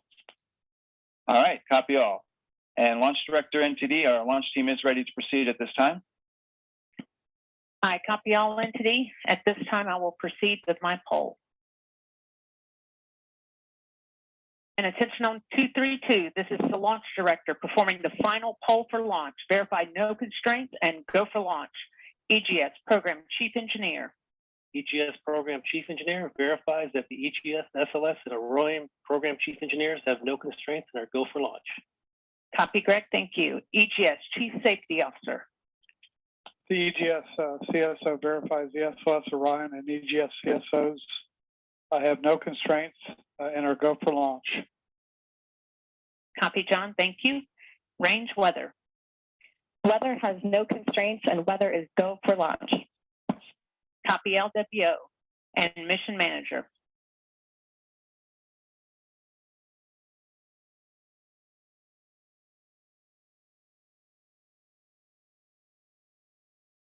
And Mission Manager, Launch Director.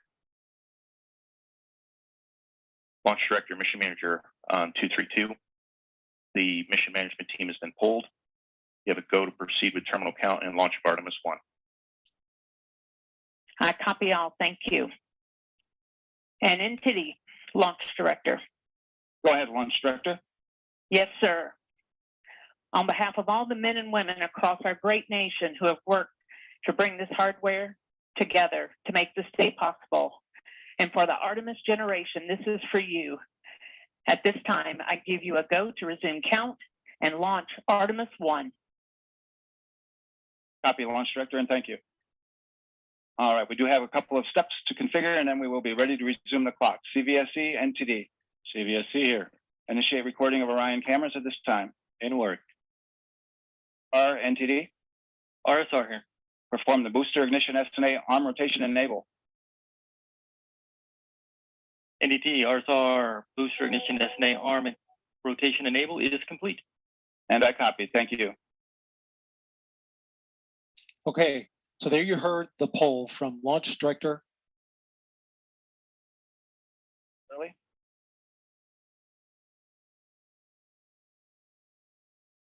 Getting ready to get that new T0 time.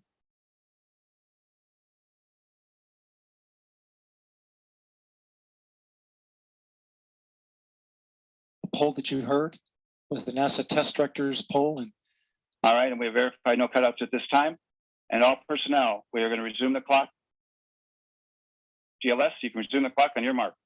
GLS copies. Countdown clock will resume on my mark. 3, 2, 1, mark. GLS mainline has been initiated. Okay. T-minus 10 minutes and counting. We are T-minus 10 minutes away from liftoff of Artemis-1. As you can see, the clock is now moving. Let's put that up. T-minus 9 minutes and 47 seconds. The L-minus 15 poll complete. Show 06, 47, 44 is the new liftoff time. Affirm. Okay.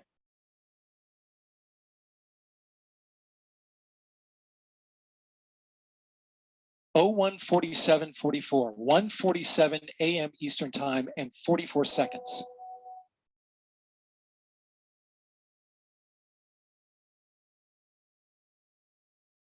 We went straight into terminal count.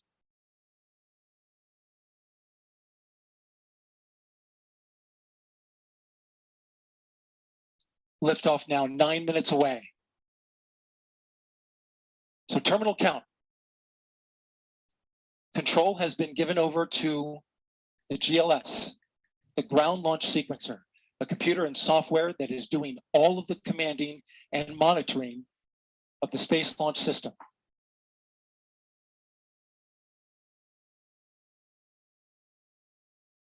We'll hear callouts from the GLS operator, Alex Pandalos.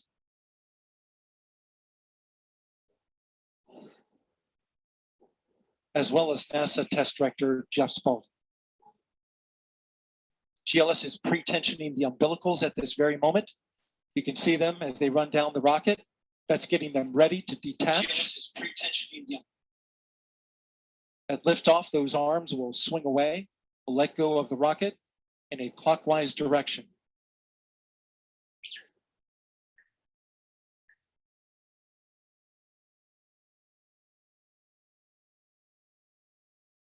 T-minus 8 minutes and counting. The GLS is performing up to 100 commands per second, including configuring ground systems for power transfer to the rocket. GLS is turning on cameras, recording video inside and outside the crew module to collect data for engineers. Purging the aft skirt booster with high flow nitrogen, clear out any hydrogen gas that may be there.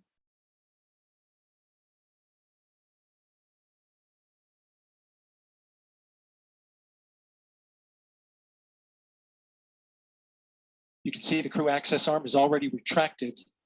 When there is crew during Artemis 2, it would happen at T-minus 6 minutes. But out of abundance of caution, they went ahead and retracted the arm well ahead of liftoff. Want to point your attention to the base of the mobile launcher. Something wasn't done to reduce the power from the pressure caused by the rocket's ignition and thunderous sound. It could damage the rocket. So the ignition overpressure and sound suppression system will flood the mobile launcher with water. You'll see that sequence start at T-minus 17 seconds. Now coming up in less than 30 seconds, the ground launch sequencer will start bringing the high energy systems online. starting with core stage pressurization.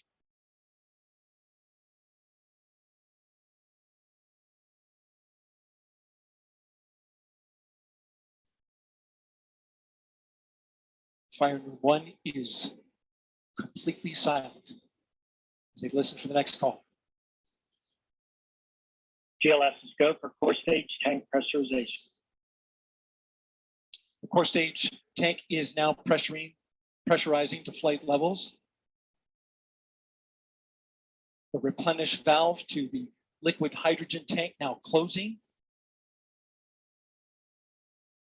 The liquid oxygen tank will come a little later. Now we're arming the Orion ascent pyros and transfer to internal power.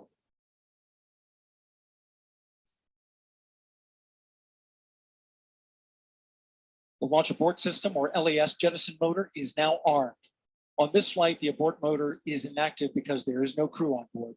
Up next is the flight termination system, or FTS, which gives the Space Force the ability to destruct the rocket if it goes in the wrong direction. Let's listen in for that.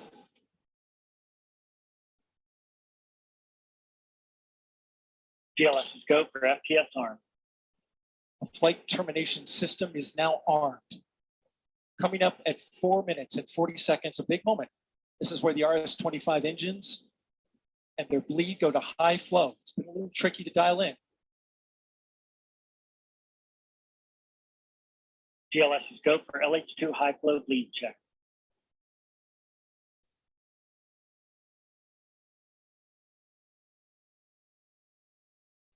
Good word, we've passed that. The cryo team got the LH2 engine bleed pressure loop dialed in. They are now at the right temperature for launch. Countdown continues. T-minus 4 minutes, 15 seconds.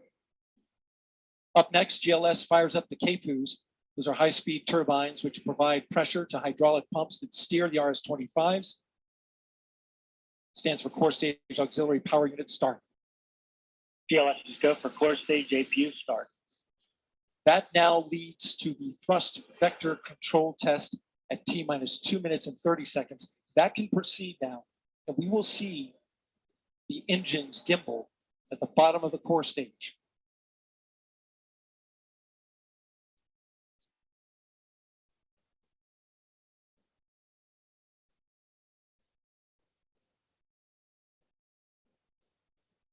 At T-minus 3 minutes and 10 seconds, you will hear the go for purge sequence 4.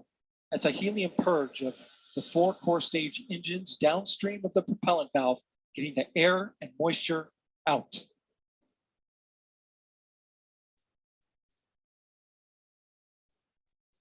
Wake up, it's about to launch. GLS go for purge sequence 4.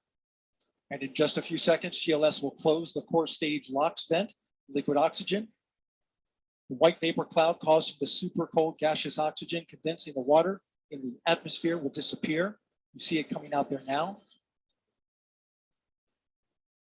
And there it goes, it's closed. LOX vent closed, pressure rising in the core stage LOX tank to flight levels. Coming up in 15 seconds, look for that thrust vector control actuator test. Engines will gimbal.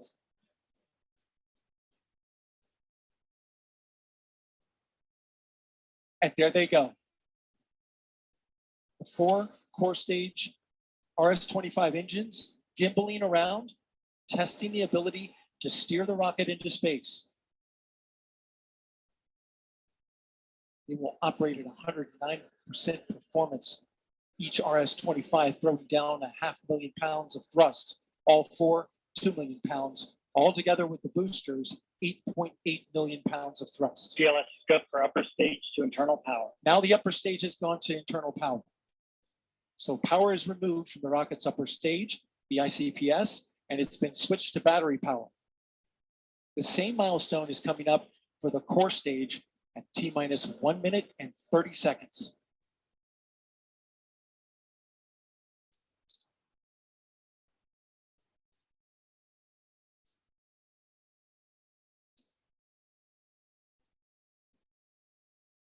GLS go for core stage to internal power.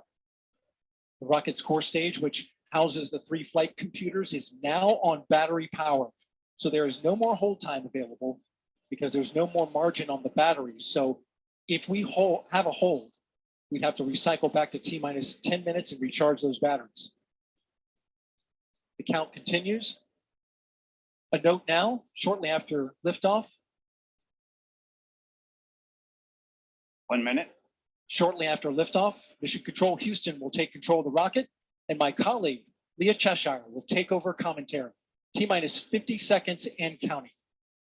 Coming up at T minus 33 seconds, the GLS will hand off control to the ALS. This is the autonomous launch sequencer. On board the rocket, it will take over command and control of the rocket. But the ALS will check, make sure there's no holds coming from the ground up until T minus 2 seconds. Go for ALS. And we are go for ALS. The Space Launch System is now counting down to liftoff of Orion on its maiden voyage to the moon. Launch team can no longer recycle the count. Sound suppressor water now flowing under the ML. And here we go. 10. Hydrogen burn off igniters initiate. 7, 6, 5. Core stage engine start. 3, 2, 1. Boosters in ignition. And liftoff of Artemis-1. We rise together back to the moon and beyond.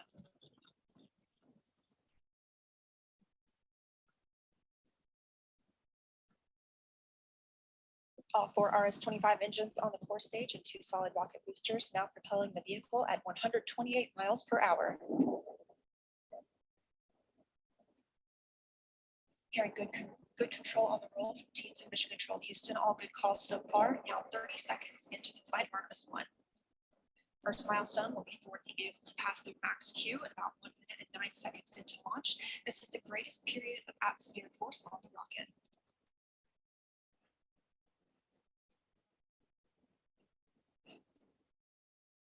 SLS now traveling 607 miles per hour.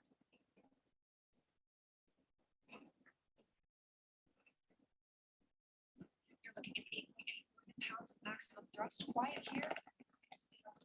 Control. Stage engines are down and passing through max Q.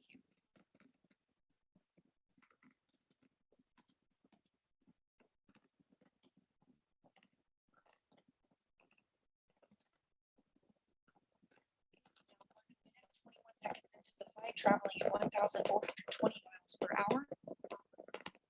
The 4 core stage engines are back at maximum thrust. The next major milestone will be for the solid rocket boosters to cut off and jettison at about 2 minutes and 11 seconds into the flight, so about 30 seconds from now. Again, quiet here in Mission Control Houston as teams continue monitoring the flight of Artemis-1. 16 miles downrange from the launch pad at Kennedy Space Center, traveling over 2,800 miles per hour.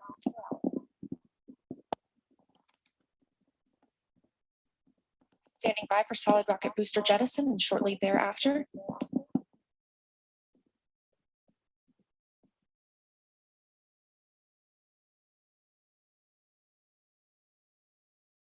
Confirmation that the solid rocket boosters have separated these 177-foot boosters. Now the core stage continues to power the flight of Orion, all 4 RS-25 engines firing, traveling over 3,400 miles per hour, 46 miles downrange. 2 minutes and 36 seconds into the flight.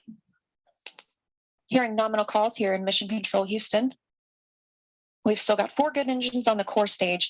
Next up, we'll be looking for the service module fairing to separate. This is 3 15 by 15 foot fairing panels, providing structural support, protecting the service module. Those will separate at about 3 minutes and 11 seconds into flight, and very shortly thereafter will be followed by the launch abort system separation.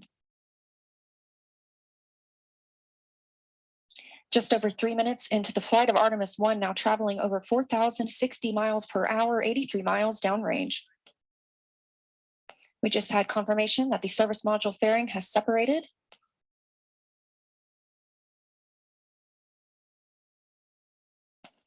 And that the launch abort system pyros have fired, separating those from Orion as well.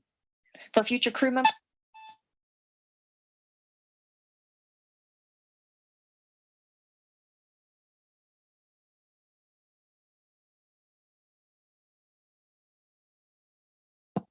We just heard the call for 3-engine press, meaning if SLS were to lose an engine at this point in the mission, we could still achieve a nominal mission. We would just have an extended main engine cutoff time. However, we still have 4 good engines, all at maximum thrust right now, powering the first flight of Artemis at 5,200 miles per hour, 148 miles downrange.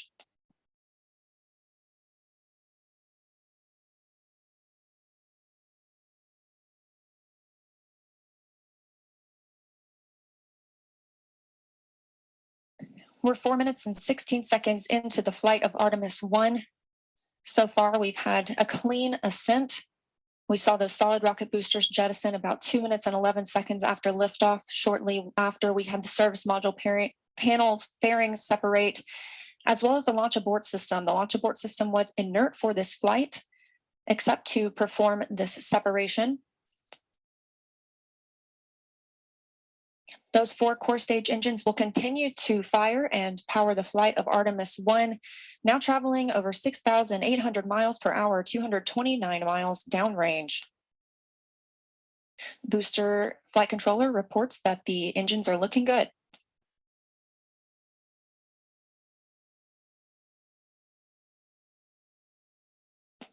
Our core stage main engine cutoff time is about 8 minutes and 3 seconds. We are now 5 minutes and 11 seconds into the flight, 7,656 miles per hour. Again, 4 good core stage engines, those 4 RS-25 engines. The last time those core stage engines flew, they were taking space shuttles to orbit. Now with upgraded capabilities, they're launching the future of human spaceflight.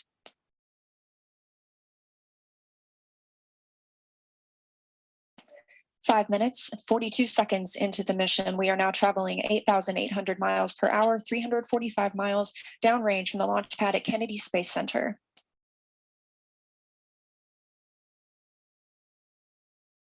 Again, we are anticipating core stage main engine cutoff at about 8 minutes and 3 seconds.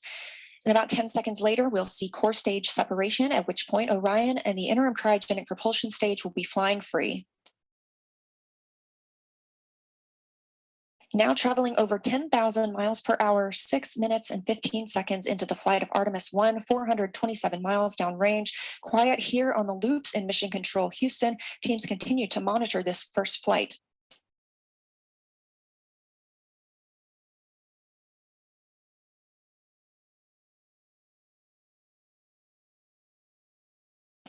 About a minute and a half now until that core stage main engine cutoff time.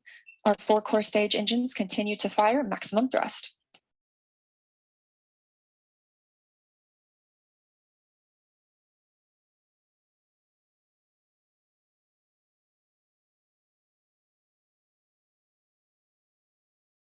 Coming up on 7 minutes since launch today, now traveling over 12,800 miles per hour, 563 miles downrange. Again, still quiet here in Mission Control Houston.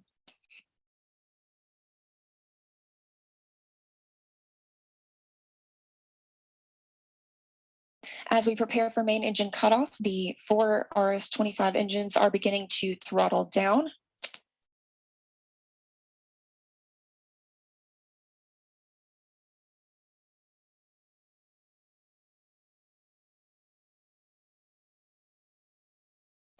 "30 seconds now until core stage main engine cutoff. All 4 engines continue to throttle down.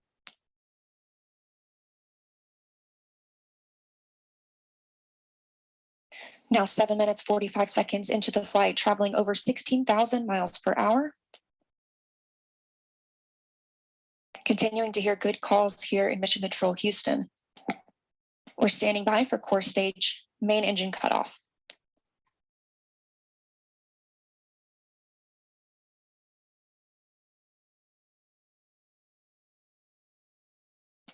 And we have confirmation of core stage main engine cutoff. Orion is now in Earth's orbit. The flight dynamics officer reports that we have a nominal main engine cutoff.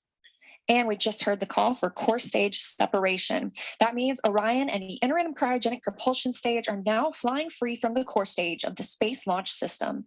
The next milestone will be solar array deploy approximately 18 minutes after liftoff. But before Orion stretches its wings, let's check back in with our friends at Kennedy Space Center and hear all about what it was like to hear the rocket roar off the launch pad. Megan and Kayla, I've got to hear all about it. Well, if you're just joining us, welcome to NASA's Kennedy Space Center, where we just watched Artemis-1 launch, our first step towards our next adventure into deep space. As Leah said, I'm NASA's Megan Cruz, and this is NASA astronaut Kayla Barron. And I'm kind of still giddy and speechless. I don't even know how to explain how I'm feeling right now. I feel the same way. This is the first launch that I've been able to watch in person. And I've got to say, it was incredible. I was just, it took my breath away and I was tearing up. Just what an amazing accomplishment for this team, this international team, people who have been dedicating their careers to getting this rocket off the ground and taking the first step to getting a crew on that vehicle back to the moon. It was just incredible. Yeah, this is a moment I think that we're all going to remember where we were when we saw this sort of thing, you know what I mean? And it was great to see, again, when we entered into terminal count, everybody here just started cheering, you know, coming out to get a really good view. And boy, I mean, it lit up the night sky and it just shook everything around us. Did you feel that? Like in my bones, I felt that. Oh yeah. The cool thing is just kind of the delay between what you see and what you hear, because of course the sound travels a little bit slower. And it was just amazing. The ground shook. We could hear the thrust pushing that rocket into space. 8.8 million pounds of thrust. Yes. Is incredible. It was amazing to see here live in person. How does it compare? So this is your first launch on the ground. How does it compare to your launch when you're in the capsule soaring towards space? I mean, equally emotional, I think.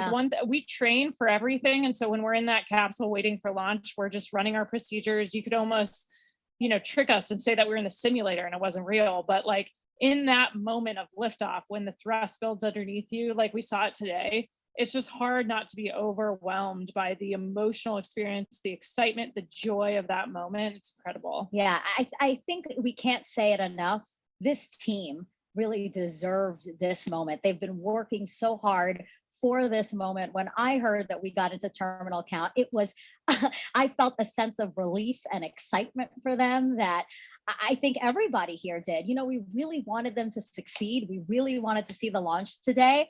And wow, I will never forget this. Me neither. It was an incredible experience to be here and see that happen. Yeah. Was there anything that was particularly surprising to you? Again, this is your first launch. You know, what were you expecting? You know, I think we also had a nighttime launch for our launch. And so I think one thing you underestimate is how much it lights up the night sky. Yes. We were able to watch it all the way through that trajectory. We were able to see the boosters separate and everything. So it was just an incredible view. It's amazing how much you get to see of the flight path when it's at night and sliding up the sky. Yeah, and I don't know if you noticed this, but we see the moon here, and the trajectory of the rocket looked like it was flying towards you. You know what I mean? I was like, oh my God, that's so poetic. It's so beautiful. I'm so glad we launched today. Yeah. Wow. Congratulations to the team. It's incredible. We're going to head over to Daryl, who was at the launch team. Daryl, you got to count us down through that, through liftoff. I mean, how was that being in the launch control center with them?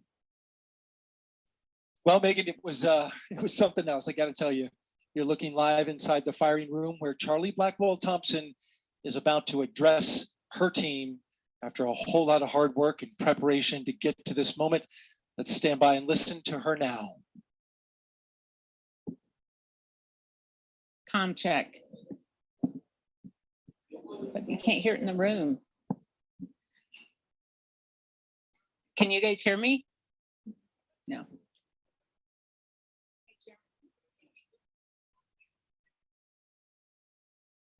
I can hear me, but the room can't. Can you hear? It's the guys.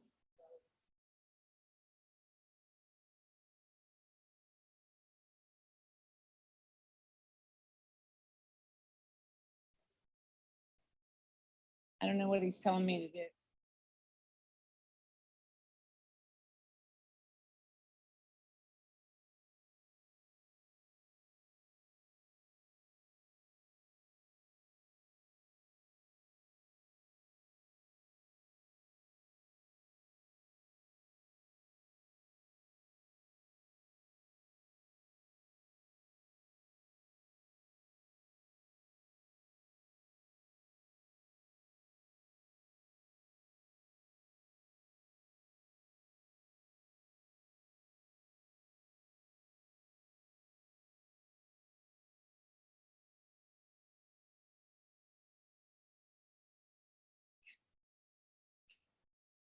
is here.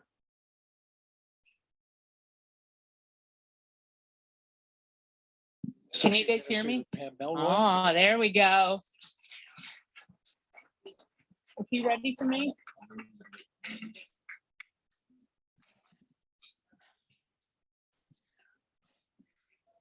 Well, for once, I might be speechless. So you guys know I have talked a lot about appreciating the moment that you're in. And we have worked hard as a team. You guys have worked hard as a team for this moment. This is your moment.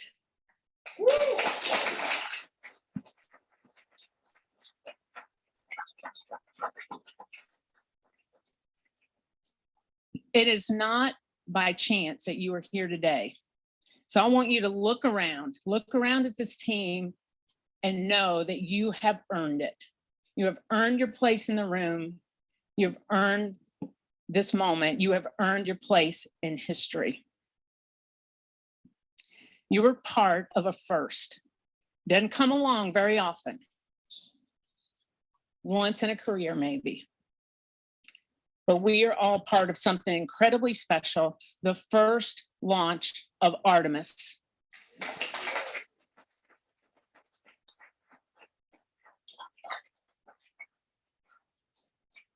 The first step in returning our country to the moon and on to Mars.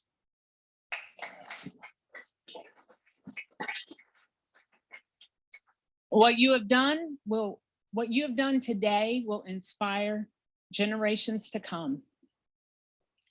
So thank you. Thank you for your resilience.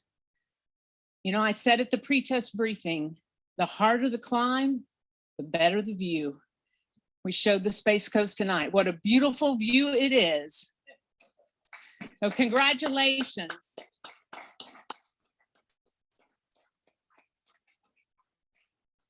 So we got a couple of traditions here in launch control. And the first one is when you're in the position for the first time, you get a tie cutting. And so I have my launch director scissors. And I'm going to get my tie cut by a couple of legends that are here. And then anyone who wants their tie cut will be making the rounds in the firing room. You got your console chiefs. If they want to do it, that's fine. If you want me to do it, you might have to wait a little while, but I'll stay all night if I have to. It'll be my pleasure to cut ties. So I'm going to take care of mine. And then I have one other presentation that I want to make this evening.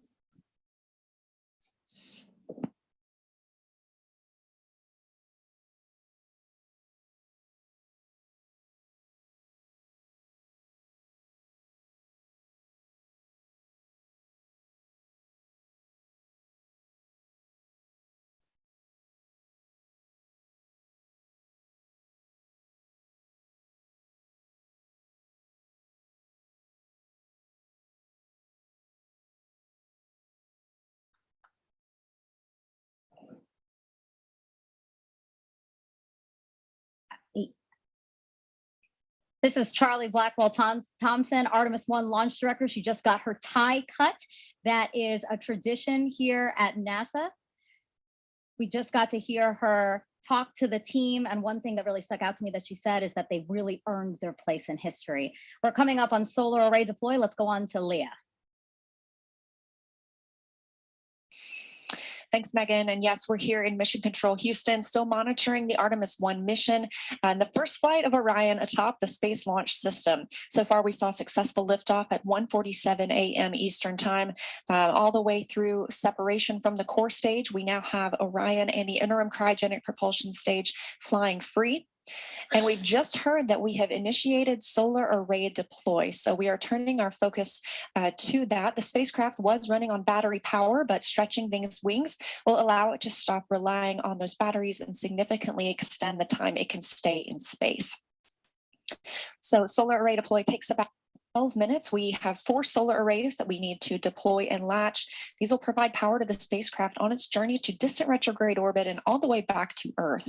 Once these are properly configured, no longer need to rely solely on battery power. And we expect this to be done about 30 minutes after liftoff. Right now, we're 19 minutes since liftoff today. Orion is now traveling 17,175 miles per hour.